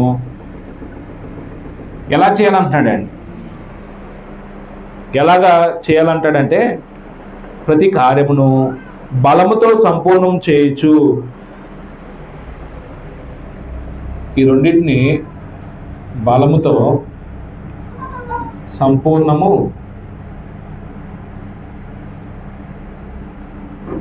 చేయొచ్చు. పౌలు ప్రార్థన చేస్తున్నాడండి తెస్సలోనికీయుల కొరకు. ఇది ఒకసారి ఆలకించండి, రాసుకుంటే ఇది ఒకసారి బోర్డు వైపు చూడండి. పౌలు తెస్సలోనికీయుల సంఘం కొరకు ప్రార్థన చేస్తున్నాడు. పౌలు ఎక్కడ ఉన్నాడు? కొరింథులో ఉన్నాడు. కొరింథులో ఉన్నటువంటి పౌలుకి తెస్సలోనికీయుల్లో ఉన్నటువంటి వారి విశ్వాసం గురించి, వారి ప్రేమను గురించి తెలుసుకున్నప్పుడు వాళ్ళ విషయంలో సంతోషిస్తూ కృతజ్ఞతాస్తుతులు తెలియపరుస్తున్నారు. వాళ్ళు శ్రమనొందుతున్నారు. దేని కొరకు శ్రమనొందుతున్నారు? దేవుని రాజ్యం కొరకు శ్రమనొందుతున్నారు. ఆ శ్రమల్లో వాళ్ళ విశ్వాసాన్ని పోగొట్టుకోవాలి. వాళ్ళు ఓర్చుకుంటూ ఆ ఓపికతో విశ్వాసాన్ని ఏం చేస్తున్నారు? వృద్ధి చేసుకుంటున్నారు. అప్పుడు ఆ శ్రమపడుతున్న వారికి ఆదరణ కలిగే విషయంలో ఒక మాట అన్నాడు. పడుతున్న మీకేమో మాతో కూడా మీకు విశ్రాంతి కలిగింది. శ్రమపడుతున్న వారు నా చూడు, మీలోనే కొంతమంది మీ బంధువులు, మీ స్వజనులు, వారికి మాత్రం దండన ఉంది, నిత్యనాశనం ఉంది. ఒక రోజు శ్రమపడతాడు వాళ్ళు కూడా. ఇది చెప్పిన తర్వాత, వాళ్ళకి ఆదరకరమైన మాట చెప్పిన తర్వాత వాళ్ళు ఏదో పొందాలండి. ఆ శ్రమల వల్ల వాళ్ళు ఏదో పొందాలి. ఏం పొందాలి? శ్రమలు సహిస్తే తెస్సలోనికీ పత్రికలు, రోమ పత్రికలు చెప్పుకున్న వాళ్ళు విన్నప్పుడు దేని కొరకు నిరీక్షణ కలిగి ఉన్నారంటండి. శ్రమల్లో విశ్వాసం నీతిమంతులు తీర్చబడిన వారికి కలిగే ప్రతిఫలం ఆశీర్వాదాల్లో ఒకటి మనం 3వ తేదీ చెప్పుకున్నాం. దేవుడు మహిమను గురించి నిరీక్షణ అండి. అంటే దేవుడు మహిమపరుస్తాడు. ఆ మహిమను గురించి నిరీక్షణ. ఇక్కడ దేవుడేమో సువార్త ద్వారా పిలుచుకున్నాడు. ఆ పిలుపుకు యోగ్యులుగా నడుచుకోవడం వల్లని పౌలు ఏం చేస్తున్నాడు? వాళ్ళ కొరకు ప్రార్థన చేస్తున్నాడు. రెండోది ఏమన్నాడు? ఆయన మహిమ నొందినట్లు క్రైస్తవుడు క్రీస్తునందు ఏం పరచబడుతూ ఉండాలండి? మహిమపరచబడుతూ ఉండాలండి. ఎప్పుడు మహిమపరచబడతాడండి క్రైస్తవుడు? ఎప్పుడు ఆ వ్యక్తిని బట్టి దేవుడు మహిమ వస్తే దేవుడు ఆయన మహిమపరిచే విధంగా దేవుడు ఇప్పుడు హెచ్చిస్తాడు. ఈ రెండింటిని మనసులో పెట్టుకుంటే మేలు చేయాలనే కలిగి ప్రతి ఆలోచన. మేలు చేయటం అంటే ఏంటండి? మేలు అనే మాటకి ఇంకో పర్యాపదం చెప్తారా? మంచి. యాకోబు రాసిన పత్రికలో మనం 4:14 చదువుతాం కదా, మంచి చేయాలని తెలిసి చేయకపోవడం పాపం అండి. మంచి చేయుట కొరకు మనకి ఏదైనా ఆలోచన వచ్చిందండి, మంచి చేయాలి, ఇతరులకు నేను మంచి చేయాలి. అప్పుడు మంచి చేయాలనే ఆలోచన వచ్చినప్పుడు ఆలోచన ఎలా చేయాలండి? బలముతో సంపూర్ణంగా చేయాలండి. దీంట్లో పక్షపాతం లేకుండా, ప్రతిఫలాపేక్ష లేకుండా, ఒకవేళ ఆ మంచి చేసామనుకోండి, అది ఎలా చేసినట్లు? బలముతో సంపూర్ణం చేసినట్టు అండి. మేలు చేస్తాం కానీ ప్రతిఫలం ఆశిస్తాం. అది సంపూర్ణంగా చేసినట్ట, బలంగా చేసినట్ట. అంటే మనం ఇతరులకు మేలు చేసే విషయంలో ఎటువంటి ప్రతిఫలాన్ని ఏం చేయకూడదండి? ఆశించకూడదండి. నేను పెడతాను, నువ్వు పెట్టు, నేను ఇస్తాను, నువ్వు ఇవ్వు, నేను వస్తాను, నువ్వు రా. అంటే ఇప్పుడు ఎదురు యొక్క బలహీన స్థితి చూసి అతనికి ఏదైనా చేతనే సహాయం చేసే విషయంలో వాళ్ళు నాకు మళ్ళీ చేస్తారు కాబట్టి చేయటం అది మేలు కాదండి. దేవుడు కానీ యేసు కానీ మేలు చేసే విషయంలో ప్రతిఫలం ఆశించేశారు, ప్రతిఫలం ఆశించకుండా చేశారా? ప్రతిఫలం ఆశించకుండా చేశారండి. అప్పుడు పౌలు ఏమంటున్నాడంటే, మీకు మహిమ కలగాలని ప్రార్థన చేస్తున్నాను. దేవుడు మిమ్మల్ని పిలిచినట్టు యోగులుగా ఎంచాలని నేను ప్రార్థన చేస్తున్నాను. ఎప్పుడు వీళ్ళకి మహిమ వస్తుంది? వాళ్ళకి మేలు చేయాలని ఆలోచన ఉంది. ఆ మేలు చేయాలని ఆలోచన వచ్చినప్పుడు సంపూర్ణ బలంతో చేయాలని. అప్పుడు సంపూర్ణ బలంతో చేస్తే అది ప్రతిఫలం ఆశించి చేసింది అవుతాయి. అప్పుడు దానివల్ల దేవుడి పిల్లలైన వీళ్ళు శ్రమంలో కూడా ఇతరులకు ఉపకారం చేస్తారని దేవుడిని ఏం చేస్తారండి? మహిమపరుస్తారండి. దేవుడు వాళ్ళని ఏం చేస్తారండి? మహిమదిలోకి తీసుకొస్తాడండి. రెండోది విశ్వాసయుక్తమైన ప్రతి కార్యము. అంటే విశ్వాసయుక్తమైన కార్యం ఉంది, విశ్వాసయుక్తం కాని కార్యం ఉందండి మనం చేసే కార్యాల్లో. రెండింటికి తేడా ఏంటండి? విశ్వాసయుక్తమైన కార్యానికి, విశ్వాసయుక్తం కాని కార్యానికి తేడా ఏంటండి? విశ్వాసయుక్తమైనది ఏంటంటే అంటే అర్థం ఏంటండి? విశ్వాసం చేసేదండి. ఇప్పుడు ఉదాహరణకి రోమపత్రిక 14:28 కదండి, మనం విశ్వాసం మూలం కాంతి పాపం అంటాడండి. అంటే విశ్వసించింది కాకుండా విశ్వసించడం చేయడానికి పూనుకున్నాం అనుకోండి, అది ఏం కలిగిద్దండి? మనకి పాపం కలిగిద్దండి. ఇప్పుడు విగ్రహాలు కనిపించి తినకూడదని మనకు తెలుసండి. ఇప్పుడు ఎవరో స్నేహితులు తెచ్చారు, మొహోట కొద్ది మనం తినేసామనుకోండి, మనం విశ్వసించింది చేస్తున్నామా, విశ్వసించిన దాన్ని చేస్తున్నామా? అప్పుడు విశ్వాసయుక్తమైందా, విశ్వాసయుక్తం కానిది? విశ్వాసయుక్తం కానిదండి. అప్పుడు ఇక్కడ విశ్వాసయుక్తమైన దాని గురించి మాట్లాడుతుంది, విశ్వాసయుక్తం కాని దాని గురించి కాదు మాట్లాడుతుంది. నువ్వు విశ్వసించావు, ఆ విశ్వాసయుక్తమైనటువంటి ప్రతి కార్యాన్ని సంపూర్ణ బలంతో ఏం చేయాలండి అంటే బలంతో సంపూర్ణం చేయాలండి. దీనికి చిన్న ఉదాహరణ చెప్తానండి. మనందరికీ వాక్యం ద్వారా దేవుడు ప్రేమాస్వరూపమైన సంగతి తెలిసింది. దేవుడు ప్రేమిస్తున్నాడు కాబట్టి దేవుడు కూడా మన దగ్గర నుంచి ఏం ఆశిస్తున్నాడు అంటే దేవుడు ప్రేమించాలని మనకు అర్థమైందండి. ఇప్పుడు దేవుడు ప్రేమించే విషయంలో ఒక వ్యక్తి వాక్యం వినటం వల్ల విశ్వాసం కలిగింది, నేను దేవుడు ప్రేమించాలని విశ్వసించాడు. బలంతో సంపూర్ణం చేయటం ఎలా ఉంటుందండి? దేవుడు ప్రేమించడాన్ని నేను విశ్వసించాను, దేవుడు ప్రేమించే కార్యం నేను చేయాలి, దేవుడు ప్రేమించి విశ్వాసయుతమైన కార్యం చేయాలి. బలముతో దాన్ని ఎలా సంపూర్ణం చేస్తానండి? ఏదైనా ఉదాహరణ చెప్తాడా? అర్థం కాలేదు ప్రశ్న. మళ్ళీ ఒకసారి నేను జ్ఞాపకం చేస్తానండి. విశ్వాసమూలం కాదు పాపము. పౌలు ఏమంటున్నాడంటే విశ్వాసయుక్తమైన ప్రతి కార్యం కూడా బలంతో సంపూర్ణం చేయించు ఉండాలని మీకు కూడా ప్రార్థన చేస్తున్నాను. అప్పుడు విశ్వాసయుక్తమైన ప్రతి కార్యము బలంతో సంపూర్ణం ఎప్పుడైతే ఒకటి విశ్వసించాం మనం, ఏంటంటే అది దేవుడు ప్రేమించాలని విశ్వసించామని. అప్పుడు ఎలా ప్రేమించాలి? దేవుడు ప్రేమించే విషయంలో నీ పూర్ణ హృదయంతోనూ, నీ పూర్ణ ఆత్మతోనూ, నీ పూర్ణ వివేకంతో, నీ పూర్ణ బలంతోనూ నీ దేవుడిని యెహోవాను ప్రేమించాలి. అంటే ప్రయాటికి వచ్చేసరికి మొట్టమొదటి ఎవరికి ఇవ్వాలండి? దేవుడికి ఇవ్వాలండి. అప్పుడు మనం ఏమైనా విశ్వసించాం? అన్నిటికంటే అందరికంటే మొదటి స్థానం దేవుడికి ఇవ్వాలని మనం విశ్వసించామండి. అప్పుడు విశ్వసించిన వ్యక్తి దాన్ని బలముతో సంపూర్ణ ఎప్పుడు చేస్తాడండి? ఉదాహరణకి ఆదివారం ఆరాధన వచ్చింది, బంధువులు ఏదో ఫంక్షన్ పెట్టుకున్నారండి. విశ్వసించిన వ్యక్తి ఆ విశ్వాసాన్ని బలముతో సంపూర్ణం చేయడానికి ఏం చేస్తాడండి? ఆరాధనకి ప్రాధాన్యత ఇచ్చి జీవముగా దేవుని ఆరాధించడం కంటే గొప్పదేంది ఏది లేదని ఆరాధన ముగించుకున్న తర్వాత దేవుడి కార్యక్రమం ముగించిన తర్వాత తన సొంత కార్యం జరిగించడానికి వెళ్తాడండి. అంటే కొన్ని సందర్భాల్లో మనం విశ్వసిస్తాం కానీ పూర్ణమైన బలంతో చేయమండి, బలంతో దాన్ని ఏం చేయమండి? సంపూర్ణం చేయమండి. సహోదరుడు ప్రేమించాలని తెలుసండి మనకి, సహోదరుడు ప్రేమించాలని తెలియదా మనకి? ఎలా ప్రేమించాలంటే పేతురు రాసిన పత్రిక 4వ అధ్యాయం 3వ అధ్యాయం 4వ అధ్యాయం 3వ అధ్యాయం పూర్ణ బలంతో అంటాడండి. అంటే పూర్ణ బలం కాదు, ఇంకో మాట అంటాడండి, ఏంటంటే మిక్కడమైన ప్రేమతో అంటాడండి. మిక్కడమైన అనే మాటకి అర్థం ఏంటండి? మిక్కడమైన అంటే హృదయపూర్వకంగా అంటాడండి. అంటే ఇంకో హృదయంలో దాంట్లో ఎటువంటి సంకుచితమైనటువంటి మనస్తత్వం ఉండకూడదండి. మిక్కడమైన అంటే ఎక్కువ ప్రేమించాలండి, తెలుసు. కానీ మనం సహోదరు ప్రేమించే విషయంలో ఏం చేస్తామండి? సహోదరుడా బంధువా? సహోదరులు ఎక్కువ ప్రేమిస్తాము, మన బంధువులు ఎక్కువ ప్రేమిస్తామండి. ఏమండి?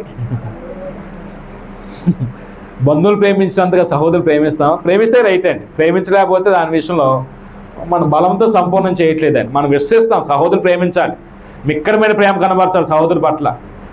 కానీ కొన్ని సందర్భాల్లో మనం ఏం చేస్తామంటే దేవుడు ప్రేమించాలని తెలుసు కానీ ప్రేమించే స్థాయిలో మనం ప్రేమించమండి. సహోదరు ప్రేమించాలని తెలుసు, దాన్ని పూర్ణంగా దాన్ని ఏం చేయమండి? ప్రేమించలేమండి. అంటే ఈ మాట చెప్తున్నప్పుడు పౌలు ఏం చెప్పాలనుకుంటున్నాడండి? తెస్సలోనిక సంఘానికి అక్కడ ఉన్నటువంటి శ్రమల్లో ఉన్నటువంటి గొప్ప పోరాటాన్ని వాళ్ళు ఓర్చుకుంటున్నారు కాబట్టి సహిస్తున్నారు కాబట్టి వాళ్ళు ప్రతిఫలం రావాలి. ఏం రావాలి ప్రతిఫలం? వాళ్ళకి మహిమ రావాలి. దేవుడు వాళ్ళు పిలుచుకున్నాడు, ఆ పిలుపుకు వాళ్ళు యోగ్యులుగా దేవుడు చూడాలి. ఎందుకు పిలుచుకున్నాడు దేవుడు వాళ్ళందరినీ కూడా?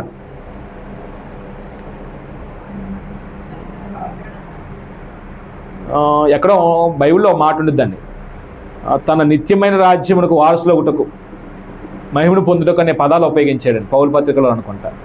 అంటే ఈ పిలుపు యొక్క ఉద్దేశం ఏంటండి?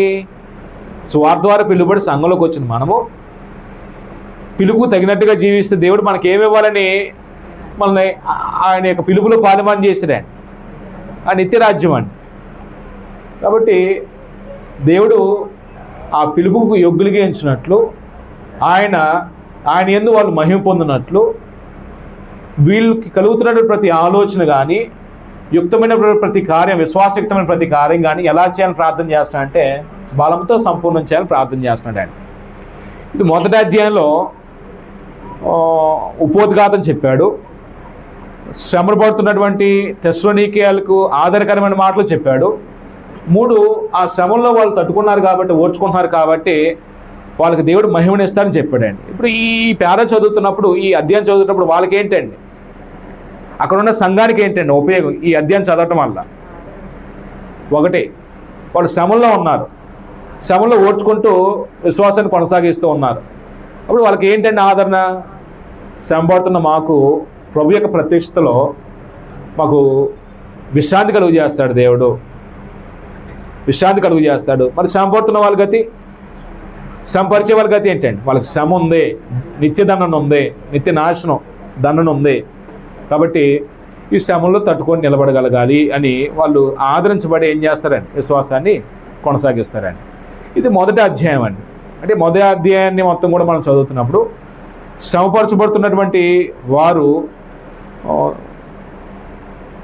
శ్రమపరిచేవారేమో శ్రమ పొందుతారని, శ్రమ పొందుతున్న వారేమో విశ్రాంతి పొందుతారని చెప్పి మీకు మహిమ ఉంది, ఆ మహిమ రావాలని మీ కొరకు ప్రార్థన చేస్తున్నాను. అప్పుడు 2వ అధ్యాయంలో విషయం దగ్గరికి వచ్చాడండి. అసలు ఈ పత్రిక రాయబడినటువంటి సందర్భం మనకు 2వ అధ్యాయంలో చర్చించాడండి. అప్పుడు 2వ అధ్యాయంకి వచ్చేసరికి 2వ అధ్యాయంలో అక్కడ జరుగుతున్నట్టు వివరించాడండి. ఏం జరుగుతుంది తెస్సలోనిక ప్రాంతంలో, అక్కడ ఉన్న సంఘంలో ఏం జరుగుతుంది అని అంటే, ఇక్కడ ఉన్నప్పుడు కొరింథీలో ఉన్నటువంటి పౌలు ప్రభు రాకడ గురించినటువంటి విషయాలు తెస్సలోనిక రాశాడండి. అది అపార్థం జరిగింది, కొంతమంది అపార్థం చేసుకున్నారు, కొంతమంది ఇంకా సందేహంలో ఉన్నారు. ఈ లోపల కొంతమంది దుర్బోధనలు బయలుదేరారండి. దుర్బోధనలు బయలుదేరి ఏం చెప్తున్నారు? ప్రభు రాకడ గతించిపోయింది అని బోధిస్తున్నారండి. ఇప్పుడు ప్రభు రాకడ విషయంలో సందేహం ఉంటే వీళ్ళు దుర్బోధనలో చేంజ్ చేస్తున్నారండి. ప్రభు రాకడ లేదు, గతించిపోయిందని బోధిస్తున్నారండి. ఇది సత్యబోధ, అబద్ధ బోధ? సత్యం భిన్నమైన బోధ అండి. ఇప్పుడు అక్కడ ఉన్నటువంటి సహోదరులు ఈ మాటలు విన్న తర్వాత ప్రభు రాకడ గతించిపోయిందా అని ఏమవుతారండి? అది విశ్వసించి వాళ్ళు ఇష్టానుసారం బ్రతుకుతారండి. అప్పుడు ప్రభు రాకడ జరగాలి అంటే మనం ఊహించినటువంటి ఒక విషయం చెప్పాడండి. రాకడ జరగలేదని డైటీ చెప్పకుండా ప్రభు రాకడ జరగడానికి సంభవించే ముందు కొన్ని సంగతులు జరగాలండి. ప్రభు రాకల్లో కొన్ని సంగతులు జరగాలండి. మొదట ఏం జరగాలంటే విశ్వాస భ్రష్టత్వం సంభవించాలి. రెండోది నాశన పాత్రకు పాపపురుషుడు బయలుపరచబడాలి. ఈ 2 జరిగితే తప్ప ప్రభు యొక్క రాకడ రాదు అనే విషయాన్ని 2వ అధ్యాయంలో ప్రస్తావించాడండి. అంటే ఇప్పుడు అక్కడ జరుగుతుంది ఏంటంటే రాకడ విషయంలో ఒక దుర్బోధ వచ్చిందండి. రాకడ గతించిపోయింది. ఇప్పుడు కొత్త నిబంధనలో రాకడ గురించి భిన్నమైనటువంటి అభిప్రాయాలు కనబడతాయండి బైబిల్లో. రాకడ లేదని బోధించే వాళ్ళు ఉన్నారండి. ఎక్కడో ఏ పత్రికలోనూ మనం చూస్తాం. రాకడ లేదని ఎక్కడ బోధించారండి బైబిల్లో? ఏమండి, రాకడ లేదు అనేది ఎక్కడ బోధించబడినట్లుగా మనం చూస్తాం.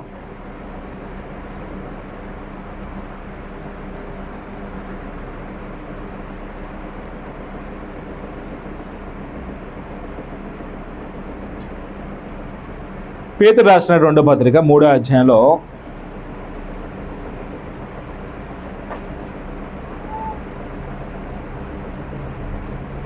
3వ వచనం నుంచి చదువుతున్నప్పుడు, అంత్యదినముల్లో అపహాసకులు అపహసించుచూ వచ్చి వీళ్ళు ఏం చేస్తారంటే తమ స్వకీయ దురాశల చొప్పున నడుచుకొనొచ్చు ఆయన రాకడ గురించిన వాగ్దానం ఏమైను పితరులు నిద్ర నుంచి మొదలుకొని సమస్తమును సృష్టి ఆరంభమైనట్టే నిలిచి ఉన్నదే అని చెప్పుదురని మొదట మీరు తెలుసుకున్న వాళ్ళను. అంత్యదినాల్లో ఎలాంటి వాళ్ళు బయలుదేరతారండి? రాకడ ఏమైంది? రాకడ ఉందన్నారే, ఏమైంది? సృష్టి ఆరంభం నుంచి సృష్టి ఎలా ఉందో అలాగనే ఉందే అని కొంతమంది ఏం చేస్తున్నారు? అపహాసకులు వచ్చేసారండి. ఇదేమో రాకడ గురించి ఒక కోణంలో కొంతమంది దుర్బోధ అనమాట. రాకడ లేదు అనే కోణంలో చెప్తారు వీళ్ళు. ఇక తెస్సలోనిక పత్రిక చదువుతున్నప్పుడేమో రాకడ గతించిందని చెప్తారండి. చూడండి 2వ వచనంలో అనుకుంటా, 2వ వచనంలో లేకపోతే 1వ వచనం చదువుతాం. 1వ వచనంలో, సహోదరులారా ప్రభు దినమప్పుడే వచ్చినట్టుగా ఆత్మ వలనైనను మాట వలనైనను మా వద్ద నుండి వచ్చినదని చెప్పిన పత్రిక వలనైనను ఎవడైనా చెప్పిన ఎడల అంటే కొంతమంది ఏం చేస్తున్నారండి అక్కడికి వచ్చి ప్రభు దినం ఎప్పుడే వచ్చి ఉన్నది అని కొంతమంది చెప్తున్నారంట అండి. మీరు త్వరపడి చంచల మనసులు కాకున్నట్లు బెదరకుండా వలనని ప్రభువైన యేసుక్రీస్తు రాకను బట్టి మనము ఆయన యొద్ద కొడుకొండు బట్టి మిమ్మును వేడుకొనుచున్నాను అంటే ఇప్పుడు పౌలు ఈ 2 వర్షాలు ఏం చెప్పాలనుకుంటున్నాడండి? కొంతమంది ఏం బోధిస్తున్నారంటండి, ప్రభు రాకడ వచ్చేసింది, ప్రభు దినం ఇప్పుడే వచ్చేసింది అని బోధిస్తున్నారండి. వాస్తవానికి ఆ దినమును కానీ ఆ సమయం గురించి కానీ ఎవరికి తెలియదండి. చాలామంది క్యాలిక్యులేట్ చేశారు కదండి, ప్రభు రాకడ పలానా రోజు డేట్ ఇచ్చారు కదండి. బోధకులు డేట్ ఇచ్చారు, ప్రపంచంలో పండితులైన వారు ఆ యుగాంతం గురించి చెప్పారండి, చాలా డేట్లు చెప్పారండి. ఇవేవి నెరవేర్చబడాల కారణం ఏంటండి? ఆ దినము గురించి కానీ ఆ సమయం ఆ గడియను గురించి కానీ ఎవరికీ తెలియదండి. ప్రభు చెప్పిన మాటే. ప్రభు అంటాడండి, మీరు అనుకున్న గడియలో వస్తాడు. మరి ఎలా లెక్కగడతారండి? మరి ఇది ప్రభువే మీరు అనుకున్న గల్లి అంటున్నాడండి. మత్తయి సువార్త 24 అధ్యాయం చెప్పండి లేదండి, అనుకున్న గడియల్లో వస్తానని చెప్తుంటే వీళ్ళు ఎలా లెక్క కడతారండి? మరి దేన్ని బట్టి క్యాలిక్యులేట్ చేస్తారండి? అంటే అది దైవికమైన జ్ఞానం కాదు, సొంత జ్ఞానం, దైవ జ్ఞానం అండి అది. ఇక్కడ 2వ అధ్యాయంలో ఉన్నటువంటి సమస్య 1 నుంచి మనం చదువుతున్నప్పుడు 12 వరకు ఒక పేర రాసుకుందామండి. రాసుకొని ఎంతవరకు మనం చెప్పుకోగలమో అంతవరకు చెప్పుకుందాం. 1వ అధ్యాయం మనం ఏ మాట చేత గుర్తుపెట్టుకోవచ్చండి?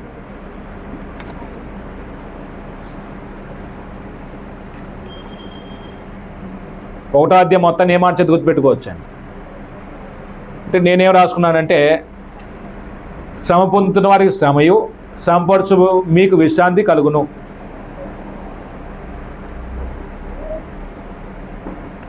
శ్రమ పొందుతున్నటువంటి వారికి శ్రమ, శ్రమ పొందుతున్న మీకు విశ్రాంతి కలుగునని చెప్దామండి.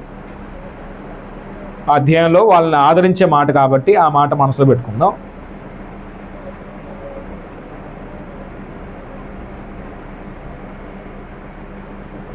ఇప్పుడు 2వ అధ్యాయంలో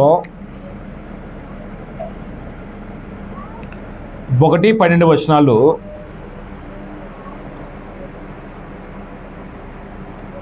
అంటే రెండో రాకడ ముందు ఏదో సంభవించాలండి. ప్రభు యొక్క రాకడ అనేది ఎప్పుడో తెలియదు, కానీ చాలామంది ఏం చేస్తారంటే క్యాలిక్యులేట్ చేస్తారండి. ఆ క్యాలిక్యులేట్ చేసింది ఎప్పుడు కూడా నెరవేర్చబడలేదు.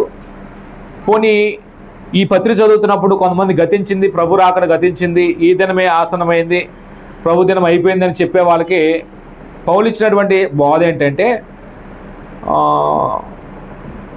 రాకడ సంభవించాలంటే ముందేది జరగాలండి, అది జరిగితే తప్ప రాకడ రాదు అని అంటాడండి.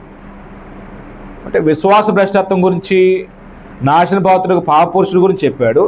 ప్రభు రాకడి కంటే ముందు జరగాల్సింది ఏంటంటే విశ్వాస భ్రష్టత్వం సంభవించాలి, నాశన పాత్రులకు పాపపురుషుడు బయలుపరచబడాలండి. 1-12 వచనాలు ఇదే థీమ్గా రాసుకుందాం. 1-12 వచనాల్లో విశ్వాస భ్రష్టత్వం గురించి,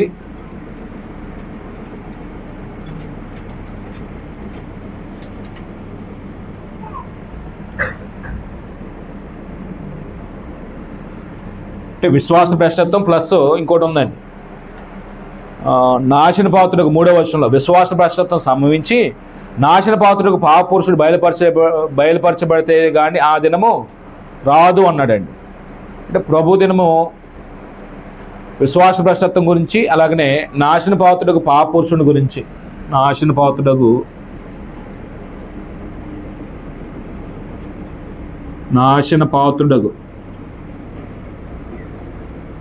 పాప పురుషుని గురించి, పాప పురుషుని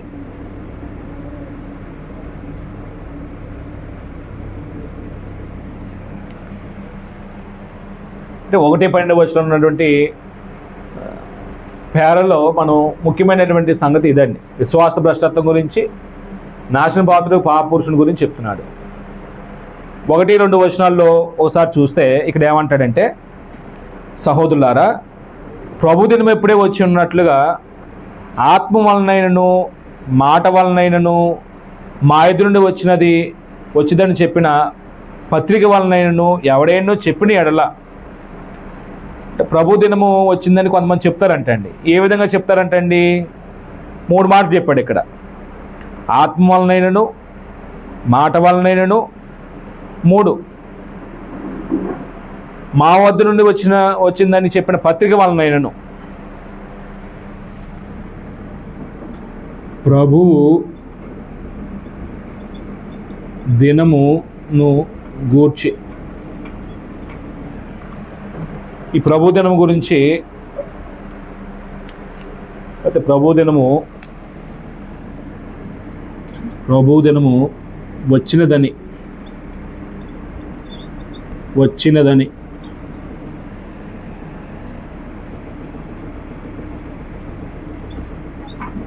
చెప్పు మాటలు ఏ విధంగా చెప్తారంటండి? 1, ప్రభు దినము వచ్చినదని చెప్పు మాటలు. 1 ఏమన్నాడంటే ఆత్మ వలనైనను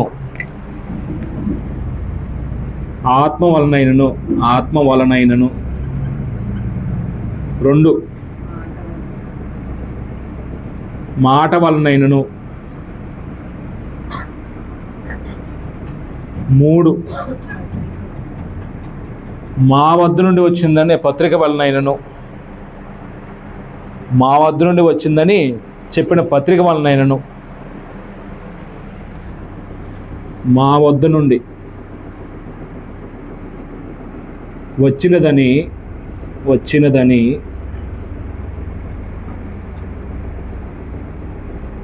చెప్పు పత్రిక వలనైనను.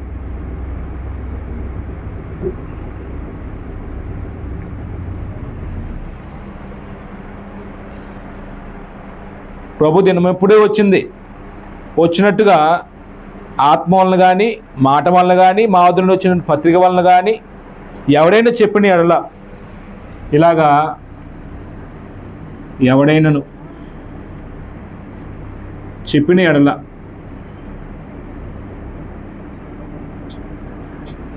ఏం చేయొద్దు అంటున్నాడండి? మీరు త్వరపడి చంచల మనసులు కాకుండా వాళ్ళని చెప్పినప్పుడు సహజంగా ఆ సంగతులు విన్నప్పుడు ఏమైద్దండి? వినేవారి యొక్క మానసిక స్థితి ఎలా ఉండిద్దండి? అవునా, ప్రభు రాకడ వచ్చేసిందా, అయిపోయిందా ప్రభు రాకడ అని చంచల మనస్తత్వం వచ్చేసిందండి. అంటే స్థిరమైన మనస్తత్వం ఉండదండి. అంటే ఆ బోధకి ఏమైపోతారండి? ఆ బోధ వైపు తిరిగిపోతారండి. ఇప్పుడు ఇక్కడే కాదండి, పౌలు 3 సంవత్సరాలు 18 నెలల పాటు కొరింథీ సంఘంలో సువార్త ప్రకటించాడండి. యేసు ప్రభు ద్వారా మనం మృతుల నుంచి లేపబడతామనే సంగతి వాళ్ళకి తెలుసా లేదా? ఏమండి, యేసు ప్రభువుని విశ్వసించి వాళ్ళు బాప్తిసం పొందారండి. మృతులను తిరిగి లేపబడతామనే సంగతి చెప్పాడే, చెప్పకుండా వాళ్ళు బాప్తిసం ఇచ్చి ఉంటాడు. కానీ వాళ్ళు ఏ ప్రశ్న వచ్చిందండి? మృతులైన వారు ఎలా లేవుస్తారు, ఇటు దేహంతో లేవుస్తారు అనే ప్రశ్న వచ్చిందా లేదా? కొంతమంది బోధకులు వచ్చి ఏం చెప్పారండి? మృతుల పునరుద్ధానం లేదనే విషయం చెప్తున్నారండి. ఈ ప్రశ్నలు వేస్తున్నారండి. ఒకవేళ ఉంటే మృతులైన వారు ఎలా లేగుస్తారు, ఎట్టి శరీరంతో లేగుస్తారు అని ప్రశ్నలు వేసి ప్రజలను ఏం చేశారండి? అక్కడ ఉన్న వారిని కొంతమందిని కన్ఫ్యూజ్ చేశారండి. అదే కాదు, ప్రతి స్థానిక సంఘంలో ఒక విశ్వాసం కొనసాగుతున్నప్పుడు ఆ విశ్వాసం నుంచి తొలగివేయడానికి ఇలాంటి భిన్నమైనటువంటి బోధలు మొదటి నుంచి ఉన్నాయని. ఇక్కడ ఉన్న సమస్య ఏంటంటే ప్రభు రాకడ గురించి విషయాలు మొదటి పత్రికలు చెప్పాడు పౌలు. ఆర్భాటంతోనూ ప్రధాన దూత శబ్దం అనే మాట కడబోర మ్రోగినప్పుడు ప్రభు యొక్క ప్రత్యక్షత ఎలా ఉండిద్దో చెప్పాడండి.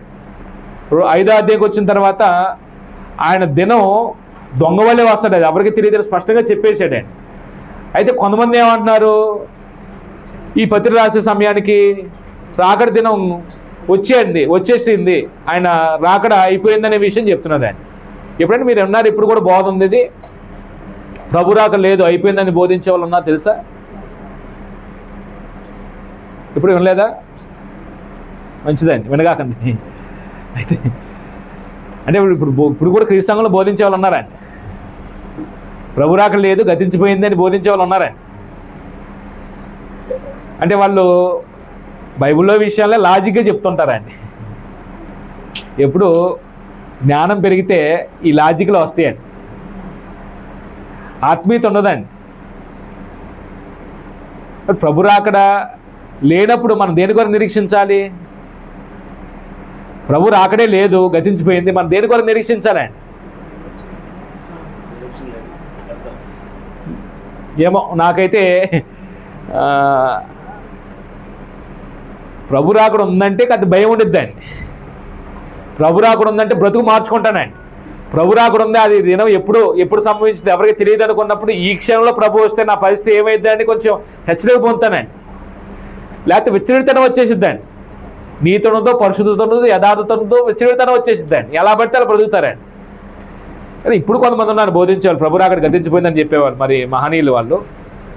కానీ ఇక్కడ ఏమంటున్నాడంటే ప్రభు దినం వచ్చిందని కొంతమంది చెప్పే మాటలు ఎలా ఉన్నాయి? ఆత్మూలం చెప్తే, ఎవడైనా చెప్తే ఆత్మూలం ఎలా చెప్తారండి?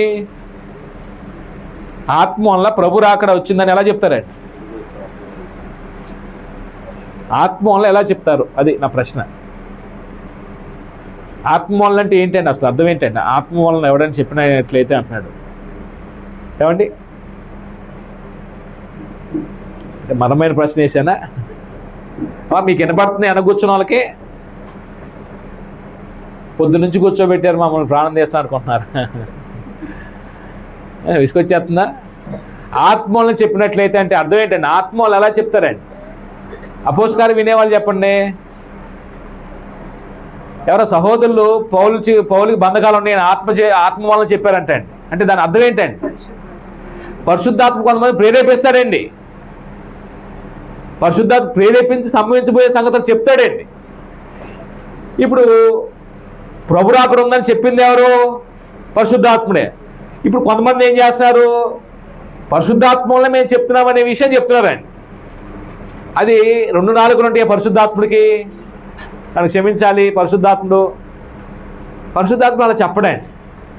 అంటే ఇప్పుడు మొదటి శతాబ్దంలో అండి వాస్తవానికి మన దగ్గర ఇప్పుడు బైబిల్ ఉంది కాబట్టి చదివి రెఫరెన్స్ వెతుక్కొని అన్నిటి కోడీకరించి మనం ఏం చేస్తున్నాం, ఒక నిర్ణయానికి వస్తున్నామండి. అప్పుడు ఇట్లా సంఘంగా కూడుకున్నప్పుడు ఎవరు వాక్యం చెప్పాలి, ఎవరు నడిపించాలి, ఎవరు పాటలు పాడాలి, ఎవరు అక్కడ కొత్త వాళ్ళకి తెలియని భాషలో వాక్యం చెప్పాలి, ఇవన్నీ ఎలా జరుగుతాయండి మొదటి శతాబ్దంలో? అమ్మ పరిశుద్ధాత్మ కృపావరాలు ఇచ్చి వాళ్ళ చేత ఏం చేశాడండి?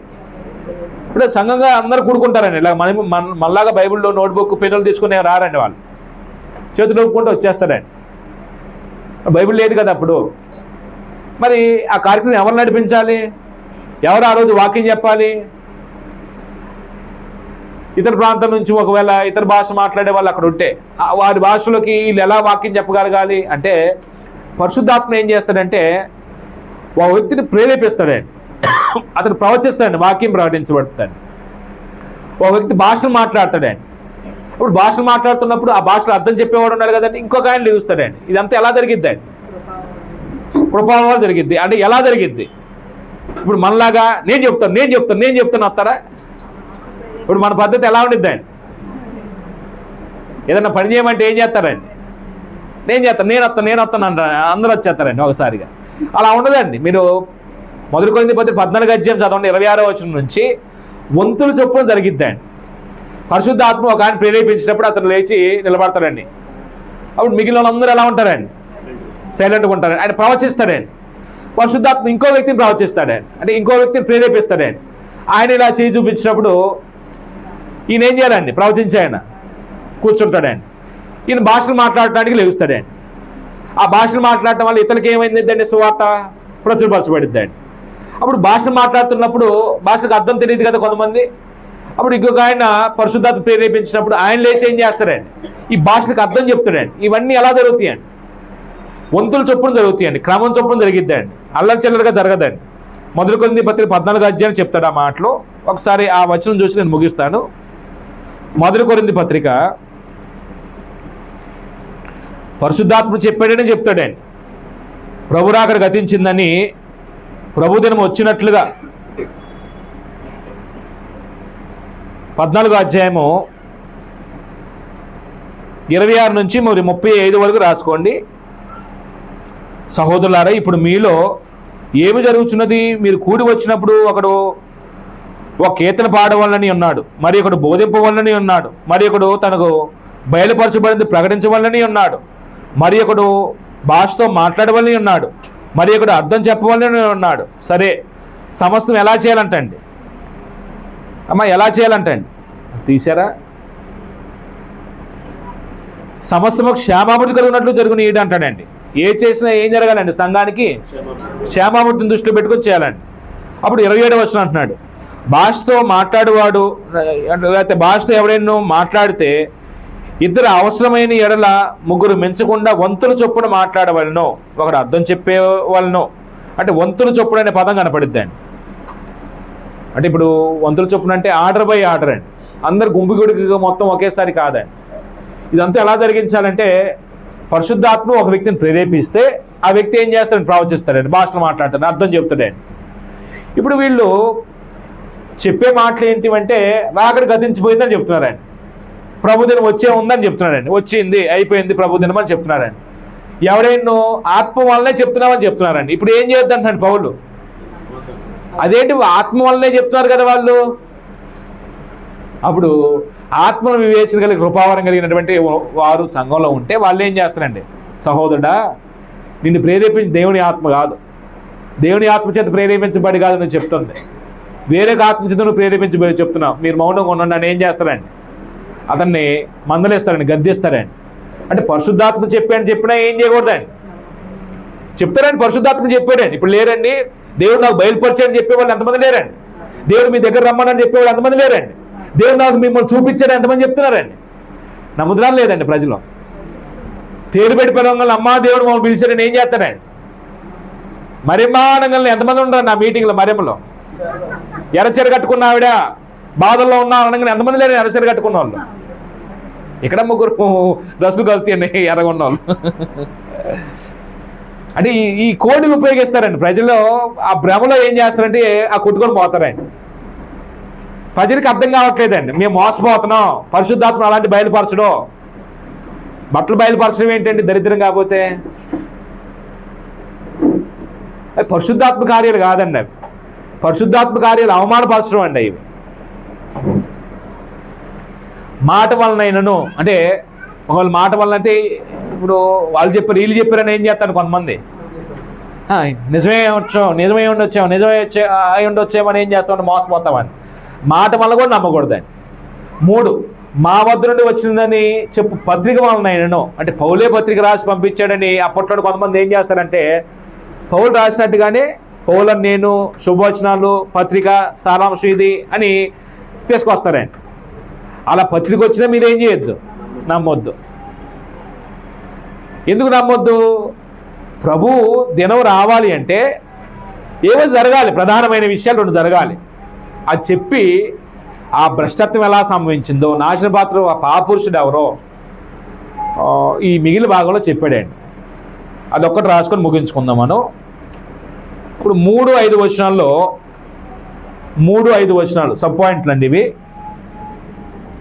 అంటే దీనికి నేను 1-2 వచనాలకి ఏం రాసుకున్నానంటే ప్రభు రాకడ విషయంలో తెస్సలోనికీయులు చంచల మనుషులు కావద్దని వేడుకోనట. ప్రభు రాకడ విషయంలో 1-2 వచనాల్లో ప్రభు రాకడ విషయంలో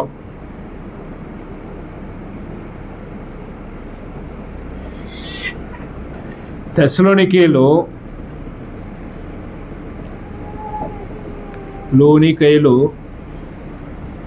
చంచల మనసులు కాకుండాని పౌలు వేడుకొనుట. తెస్సలోనికీయులు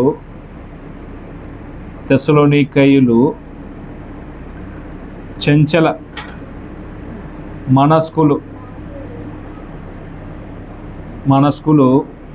కాకుండుడని పౌలు వేడుకొనుట.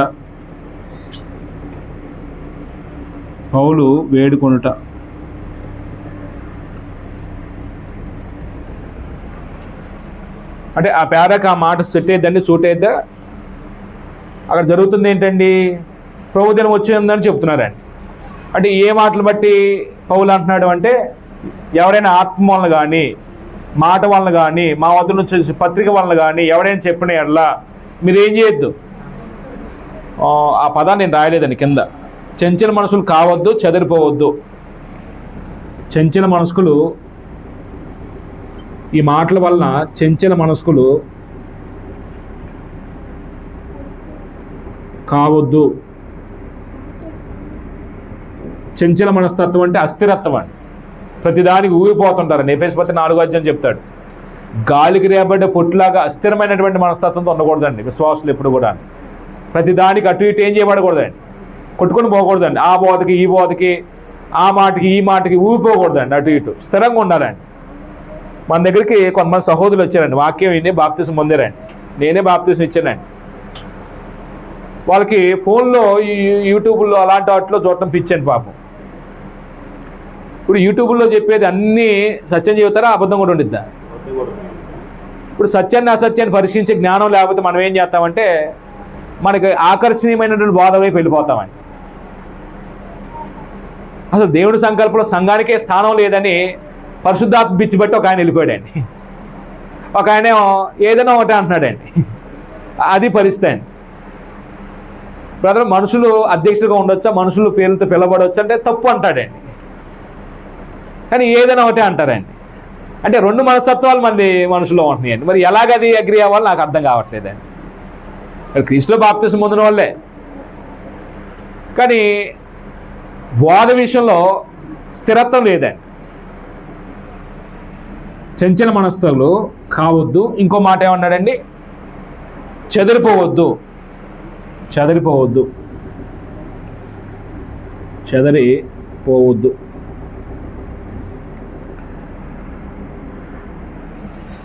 రైట్, టైం అయిపోయింది, ముగించుకుందాం. ప్రభు రాకడకు ముందు జరుగు సంగతులు 2 చెప్పాడండి. మీ బైబిల్లోనే గుర్తుపెట్టుకోండి. అవి మనం నెక్స్ట్ క్లాస్లో అది కొనసాగించుకుందాం. ప్రభు రాకడ జరగాలి అంటే, ప్రభు రాకడ సంభవించాలంటే రాకడ ముందు జరుగు సంగతులు 2 ఉన్నాయండి. ఏంటంటే అవి 3వ వచనంలో మొదట భ్రష్టత్వం సంభవించి, అంటే ప్రభు రాకడకు ముందు ఏం జరగాలంటే అండి, ఈ ప్రభు రాకడికి ముందు జరగాల్సింది ఏంటంటే ఒకటి భ్రష్టత్వం సంభవించాలండి. భ్రష్టత్వము ప్రభు రాకడ కంటే ముందు జరగాల్సిందండి. మొదట జరిగేది ఏంటంటే భ్రష్టత్వం సంభవించాలండి. 2 ఏం జరగాలంటే అండి, నాశన పాత్రుడికి పాపపురుషుడు బయలుపరచబడితేనే కానీ. ఎవరండి నాశన పాత్రుడికి పాపపురుషుడు? ఎవరో నాశన పుత్రుడు, పుత్రుడా నాశన పాత్రుడు, నాశన పాత్రుడకు పాపపురుషుడు అన్నాడండి. నాశన పాత్రుడకు పాప పురుషుడు అన్నాడండి. పాప పురుషుడు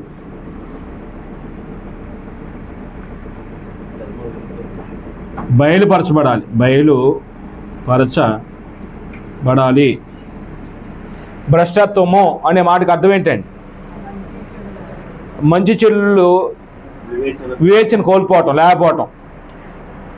అంటే లేకుంటే చెడ్డ కార్యాలు అంటే ఎవరిని భ్రష్టు అంటామండి, చెడిపోయిన కార్యాలు జరిగించేవాడిని భ్రష్టుడు అండి, చాలా భ్రష్టు అండి అంటామండి. అంటే చెడిపోయిన కార్యాలు జరిగించేవాడు. మంచికి చెడుకి తేడా తెలియని పరిస్థితి వచ్చింది. బైబిల్లో భ్రష్టత్వం అనే మాట మనకి ఉపయోగించండి. భ్రష్టత్వం అనే మాట విన్నారు ఎప్పుడైనా? భ్రష్టత్వము ఎప్పుడు భ్రష్టు అవుతాడండి మనిషి? దేని గురించి సత్యాన్ని అడిగించడం మనిషి భ్రష్టులు అయిపోయారు. ఇంకో భ్రష్టత్వం ఎప్పుడు సంభవించిద్దండి? అంటే భ్రష్టత్వానికి సంబంధించిన బోధ ఉందండి. సంఘం భ్రష్టత్వాన్ని లోనైపోయిద్ది అనే విషయం చెప్పాడండి. తిమోతి పత్రికలో మనం చదువుతున్నప్పుడు కొందరు విశ్వాసులైన వారు కూడా దెయ్యముల బోధ యందు లక్ష్య పెట్టి అబద్ధ బోధను ఆశ్రయించడం వల్ల, లక్ష్య పెట్టడం వల్ల విశ్వాసించి కొంతమంది ఏమవుతారని తొలగిపోయి విశ్వాస భ్రష్టులగుదురని ఆత్మ తేటగా చెప్పుచున్నాడని పరిశుద్ధాత్మ ముందే ప్రవచించాడండి పౌలు ద్వారా. తిమోతి పత్రిక 4వ అధ్యాయము మీరు 12వ వచనం చదువుతున్నప్పుడు ఆ మాటలు ఉంటాయండి. అంటే 1-4 వచనాలు అనుకుంటా, 1-4 వచనాలు మొదటి తిమోతి పత్రిక. అంటే ఈ భ్రష్టత్వం అనేది ఉన్న విశ్వాసం నుంచి తొలిపోవటం, సువార్త విని ప్రభుని రక్షకుడిగా అంగీకరించి ప్రభు యొక్క సంఘంలోకి వచ్చాడు. మొట్టమొదట 33వ సంవత్సరంలో సంఘం ప్రారంభమైద్దండి. ఏడి ఈ సంఘంలో నుంచి కొంతమంది ఏమవుతారండి, విశ్వాసం నుంచి తొలిగిపోతారండి. ఆ తొలిగిపోవటాన్ని విశ్వాస భ్రష్టత్వం, అపోస్టసీ అన్నాడండి. ఆ తొలిగిపోవటం వల్ల, విశ్వాస భ్రష్టత్వం వల్ల ఇంకో గుంపులు వస్తాయి. ఆ గుంపులకి అన్నిటికీ కొంతమంది నాయకులు ఏర్పడతారండి. అంటే ఇప్పుడు ఈ క్రీస్తు యొక్క సంఘంలోనే చాలా చోట్ల కొంతమంది మనుషులు అధ్యక్షుడిగా ఏర్పడతారండి. మనం ఈ భ్రష్టత్వం అనే పాట చెప్పుకుందామండి తర్వాత వచ్చేవారం ప్రభు చిత్తం అయితే. అది వచ్చే నెలలో ఈ నాశన పాత్ర పాపురుషుడు వస్తారండి వీళ్ళలో నుంచే. అంటే ఈ రెండు సంభవిస్తే తప్ప ప్రభు రాకడనేది సంభవించదండి. ఇప్పుడు పౌలు ఈ పత్రిక రాసేటప్పుడు భ్రష్టత్వం వచ్చిందా, భ్రష్టత్వం సంభవించిందా పౌలు ఈ పత్రిక రాసినప్పుడు? ఏమండి, భ్రష్టత్వం రాలేదండి. తిమోతి పత్రిక 4వ అధ్యాయం చదివినప్పుడు కడవరి దినములలో కొందరు అబద్ధికులు వేషధారణ మోసపరిచి ఆత్మ ఎందును దైవుల బోధను లక్ష్యం ఉంచి, చివరి దినాల్లో కొంతమంది ఈ అబద్ధ బోధకుల వలను మోసపరిచి ఆత్మ ఎందు లక్ష్యం ఉంచి, దీవుల బోధ ఎందు లక్ష్యం ఉంచి కొంతమంది ఏమవుతారంటండి, ఏంటంటే దెయ్యాల బోధ ఏంటంటే ఇక్కడ చెప్తాడండి, వివాహమును నిషేధించుచు. కొంతమంది వివాహాన్ని నిషేధిస్తారు, కొంతమంది వివాహం చేసుకోవడానికి అనుమతి ఇవ్వరండి. ప్రపంచంలో మొట్టమొదట వివాహాల్ని కొంతమంది చేసుకోకూడదని నియంత్రించినటువంటి గుంపు ఏదండి? వచ్చిన గుంపులో రోమన్ క్యాథలిక్ మిషన్ అండి. 606లో అంటే వాస్తవానికి విశ్వాసం వల్ల ఏర్పడిందేమో 33లో క్రీస్తు యొక్క సంఘం అండి. క్రీస్తు యొక్క సంఘం నుంచి కొంతమంది విశ్వాసులైన వారు ఏమైపోతున్నారంటే తొలగిపోతారండి. దీముల బోధ, అబద్ధికులు వేషధారణ, మోసపరిచే ఆత్మలు, ఇవన్నీ లక్ష్య పెట్టడం వల్ల కొంతమంది ఏమవుతున్నారు, విశ్వాసం నుంచి తొలగిపోతున్నారు. ఆ తొలగిపోవటం వల్ల మొట్టమొదటి గుంపు వచ్చింది ఏంటంటే 606లో ఏడి రోమన్ క్యాథలిక్ మిషన్ అండి. దీంట్లో కొంతమంది వివాహం చేసుకునే విషయంలో ఆంక్షలు పెడతారండి, చేసుకోవడానికి ఒప్పుకోరండి. అంటే దీనికి నాశన పాత్ర పురుషుడికి సంబంధం ఉందండి. ఆయన ఎవరో చూద్దామండి, ఆ పాపురుషుడు ఎవరో చూద్దామండి. ఏది దేవుడు అనబడినో, అంటే ఎవరు దేవుడు అనబడతాడో ఆ దేవుడి యొక్క నివాసంలోకి ఇతను ప్రవేశిస్తాడు. దేవుడు పూజకి అర్హుడైతే ఇప్పుడు ఈ నాశన పాత్రకు పాపురుషుడు, ఈ ధర్మ విరోధి ఏం చేస్తాడు, ఆ పీఠాన్ని అధోరహిస్తాడు. మనుషులందరి చేత ఏం చేయబడతాడండి, పూజించబడతాడండి. ఎవరైనా వచ్చండి భవిష్యత్తును. ఈ భ్రష్టత్వానికి పాపురుషుడికి సంబంధం ఉందండి. దేవుని యొక్క స్థానాన్ని ఆక్రమించిన వ్యక్తి అండి అతను. ప్రజలందరి చేత పూజించబడుతున్నాడు వ్యక్తి అండి. అంటే తెస్సలోనికీ పత్రిక కంటే ముందే ఈ ప్రవచనాలు చెప్పాడండి. ఇలాగ భ్రష్టత్వం వచ్చింది, సంఘంలో నుంచి కొంతమంది విశ్వాసం తొలగిపోతారు, మీలో నుంచే సంఘ పెద్దల్లో నుంచే వాళ్ళు తొలగిపోతారు. ఇది మనసు కొంచెం ప్రశాంతంగా ఉన్నప్పుడు విందామండి. ఇది వద్దులేండి, మీరు పొద్దునుంచి కూర్చొని మానసికంగా కొంచెం చాలా మొఖాలు వాడిపోయినాయండి. చాలా మొఖాలు ఎప్పుడు పెడతారో వెళ్ళిపోతా ఉన్నట్టుగా ఉన్నారండి. నేను మిమ్మల్ని విసిగించను. అంటే ఇది కనెక్షన్ పెట్టి వదిలిపెడితే కొద్దిగా ఏదైనా ఇంట్రెస్ట్ ఉంటే నేర్చుకోవడానికి వచ్చే నెలలో వస్తారని మా ఆశ అండి. ఇవన్నీ ఎందుకు టచ్ చేశానంటే ఏముండిద్దా, ఎవరా నాశన పాత్ర పాపురుషుడు, అసలు భ్రష్టత్వం ఏంటో తెలుసుకోవడానికి ఏమన్నా వస్తారేమోనని నేను మిమ్మల్ని కొంచెం దాన్ని ఏమంటారంటే రుచి చూసి వదిలిపెడతారు కదండి, అంటే కొంచెం టేస్ట్ చూపించానండి. కొంచెం మీరు అంటే వెంటనే కొరుకుని పడకపోవచ్చు, దానికి దీనికి సంబంధం తెలియకపోతే మనకేం అర్థం కాదండి. ఈ రెండు సంభవిస్తేనే ప్రభు దినమండి, రాకడ దినమండి. దీన్ని బట్టి ఇప్పుడు భ్రష్టత్వం వచ్చింది, నాశన పాత్ర పాపురుషుడు వచ్చాడు, ఈ రెండు జరిగినాయండి. ఇప్పుడు 2025లో మనం ఉన్నాం. అంటే ఇప్పుడు ప్రభు రాకడ అనేది ఇంకెప్పుడో తెలియదండి. ఈ రెండు సంభవించినాయి. ఈ రాత్రి ప్రభు రాకడైతే ఏంటంటే మన పరిస్థితి ఏంటండి? ఒకవేళ ఈ క్షణంలోనే ప్రభు వస్తే ఏంటంటే మన పరిస్థితి ఏంటండి? అప్పుడు మొదటి అధ్యాయంలో నీతి నిమిత్తం శ్రమపడుతూ దేవుని రాజ్యం కొరకు శ్రమలు అనిపించే విశ్వాసుల గుంపులో ఉంటే మాత్రం నెమ్మది పొందుతామండి, విశ్రాంతి పొందుతామండి. ఒకవేళ మనం నీతిగా బ్రతకకుండా తప్పుడు మార్గంలో జీవిస్తూ ఇతరులను బాధ పెడుతూ హింసిస్తూ విశ్వాస జీవితాన్ని నిర్లక్ష్యం చేస్తూ దేవుని ఎరగని గుంపులో ఉంటే మాత్రం మనం ప్రభు చేతిలో పడతామండి. ప్రభు చేతిలో ఆయన ఉగ్రత పాలు అవుతామండి.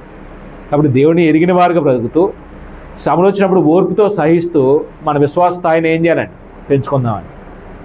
ప్రభు దినము అప్పటికైతే ఇంకా ఈ రెండు సంభవించలేదు కాబట్టి ప్రభు రాకడ ఇంకా రాలేదండి. అప్పటికి పత్రిక రాస్తున్నప్పటికీ అప్పుడు ఈ పత్రిక రాయబడింది, భ్రష్టతో సంభవించింది, నాశనపాత్రుడు పాపురుషులు వచ్చేసారండి. ఇంక ఎప్పుడో తెలియదండి ప్రభు రాకడ. ఈ క్షణం వచ్చినా సరే మనం ఏమవ్వాలండి? శ్రద్ధగా ఉన్నారు. ప్రభుత్వ పాటు నేను ఎత్తబడతాను. ఆకలి ఉండదో, దప్పిక ఉండదో, ఏడుపు ఉండదో, శ్రమ ఉండదో, వేదన ఉండదో, నాకు అక్కడ నిత్యమైన మహిళలో నేను ఆయనతో పాటు ఆనందాన్ని అనుభవిస్తాను అని ఒక నిరీక్షణతో బ్రతకాలండి. అంటే క్రీస్తు యొక్క సంఘంలో చాలామంది జీవితాలు నరకాన్ని నమ్మిన జీవితాలు జీవించట్లేదండి. నరకాన్ని నమ్మిన వ్యక్తి ఎలా జీవిస్తాడండి?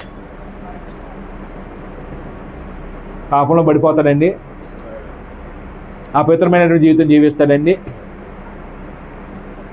నరకం నమ్మిన వ్యక్తి జీవితాలు ఎలా ఉంటాయండి? నిర్లక్ష్యం బ్రతకరండి. మనం పరలోకాన్ని నమ్మట్లేదు, నరకాన్ని నమ్మట్లేదు అనుకుంటే మనం ఎలాగని బ్రతికేస్తామండి. నరకాన్ని నమ్మిన వ్యక్తుల యొక్క జీవితాలు చాలా జాగ్రత్తగా ఉంటాయండి. అంటే మనం క్రీస్తులో బాప్తిసం పొందడం గొప్ప. క్రీస్తులో ఉన్న వ్యక్తి పరలోక సంబంధి కాబట్టి ఈ వ్యక్తి ఎక్కడికి వెళ్ళాలండి? పరలోకం వెళ్ళాలండి.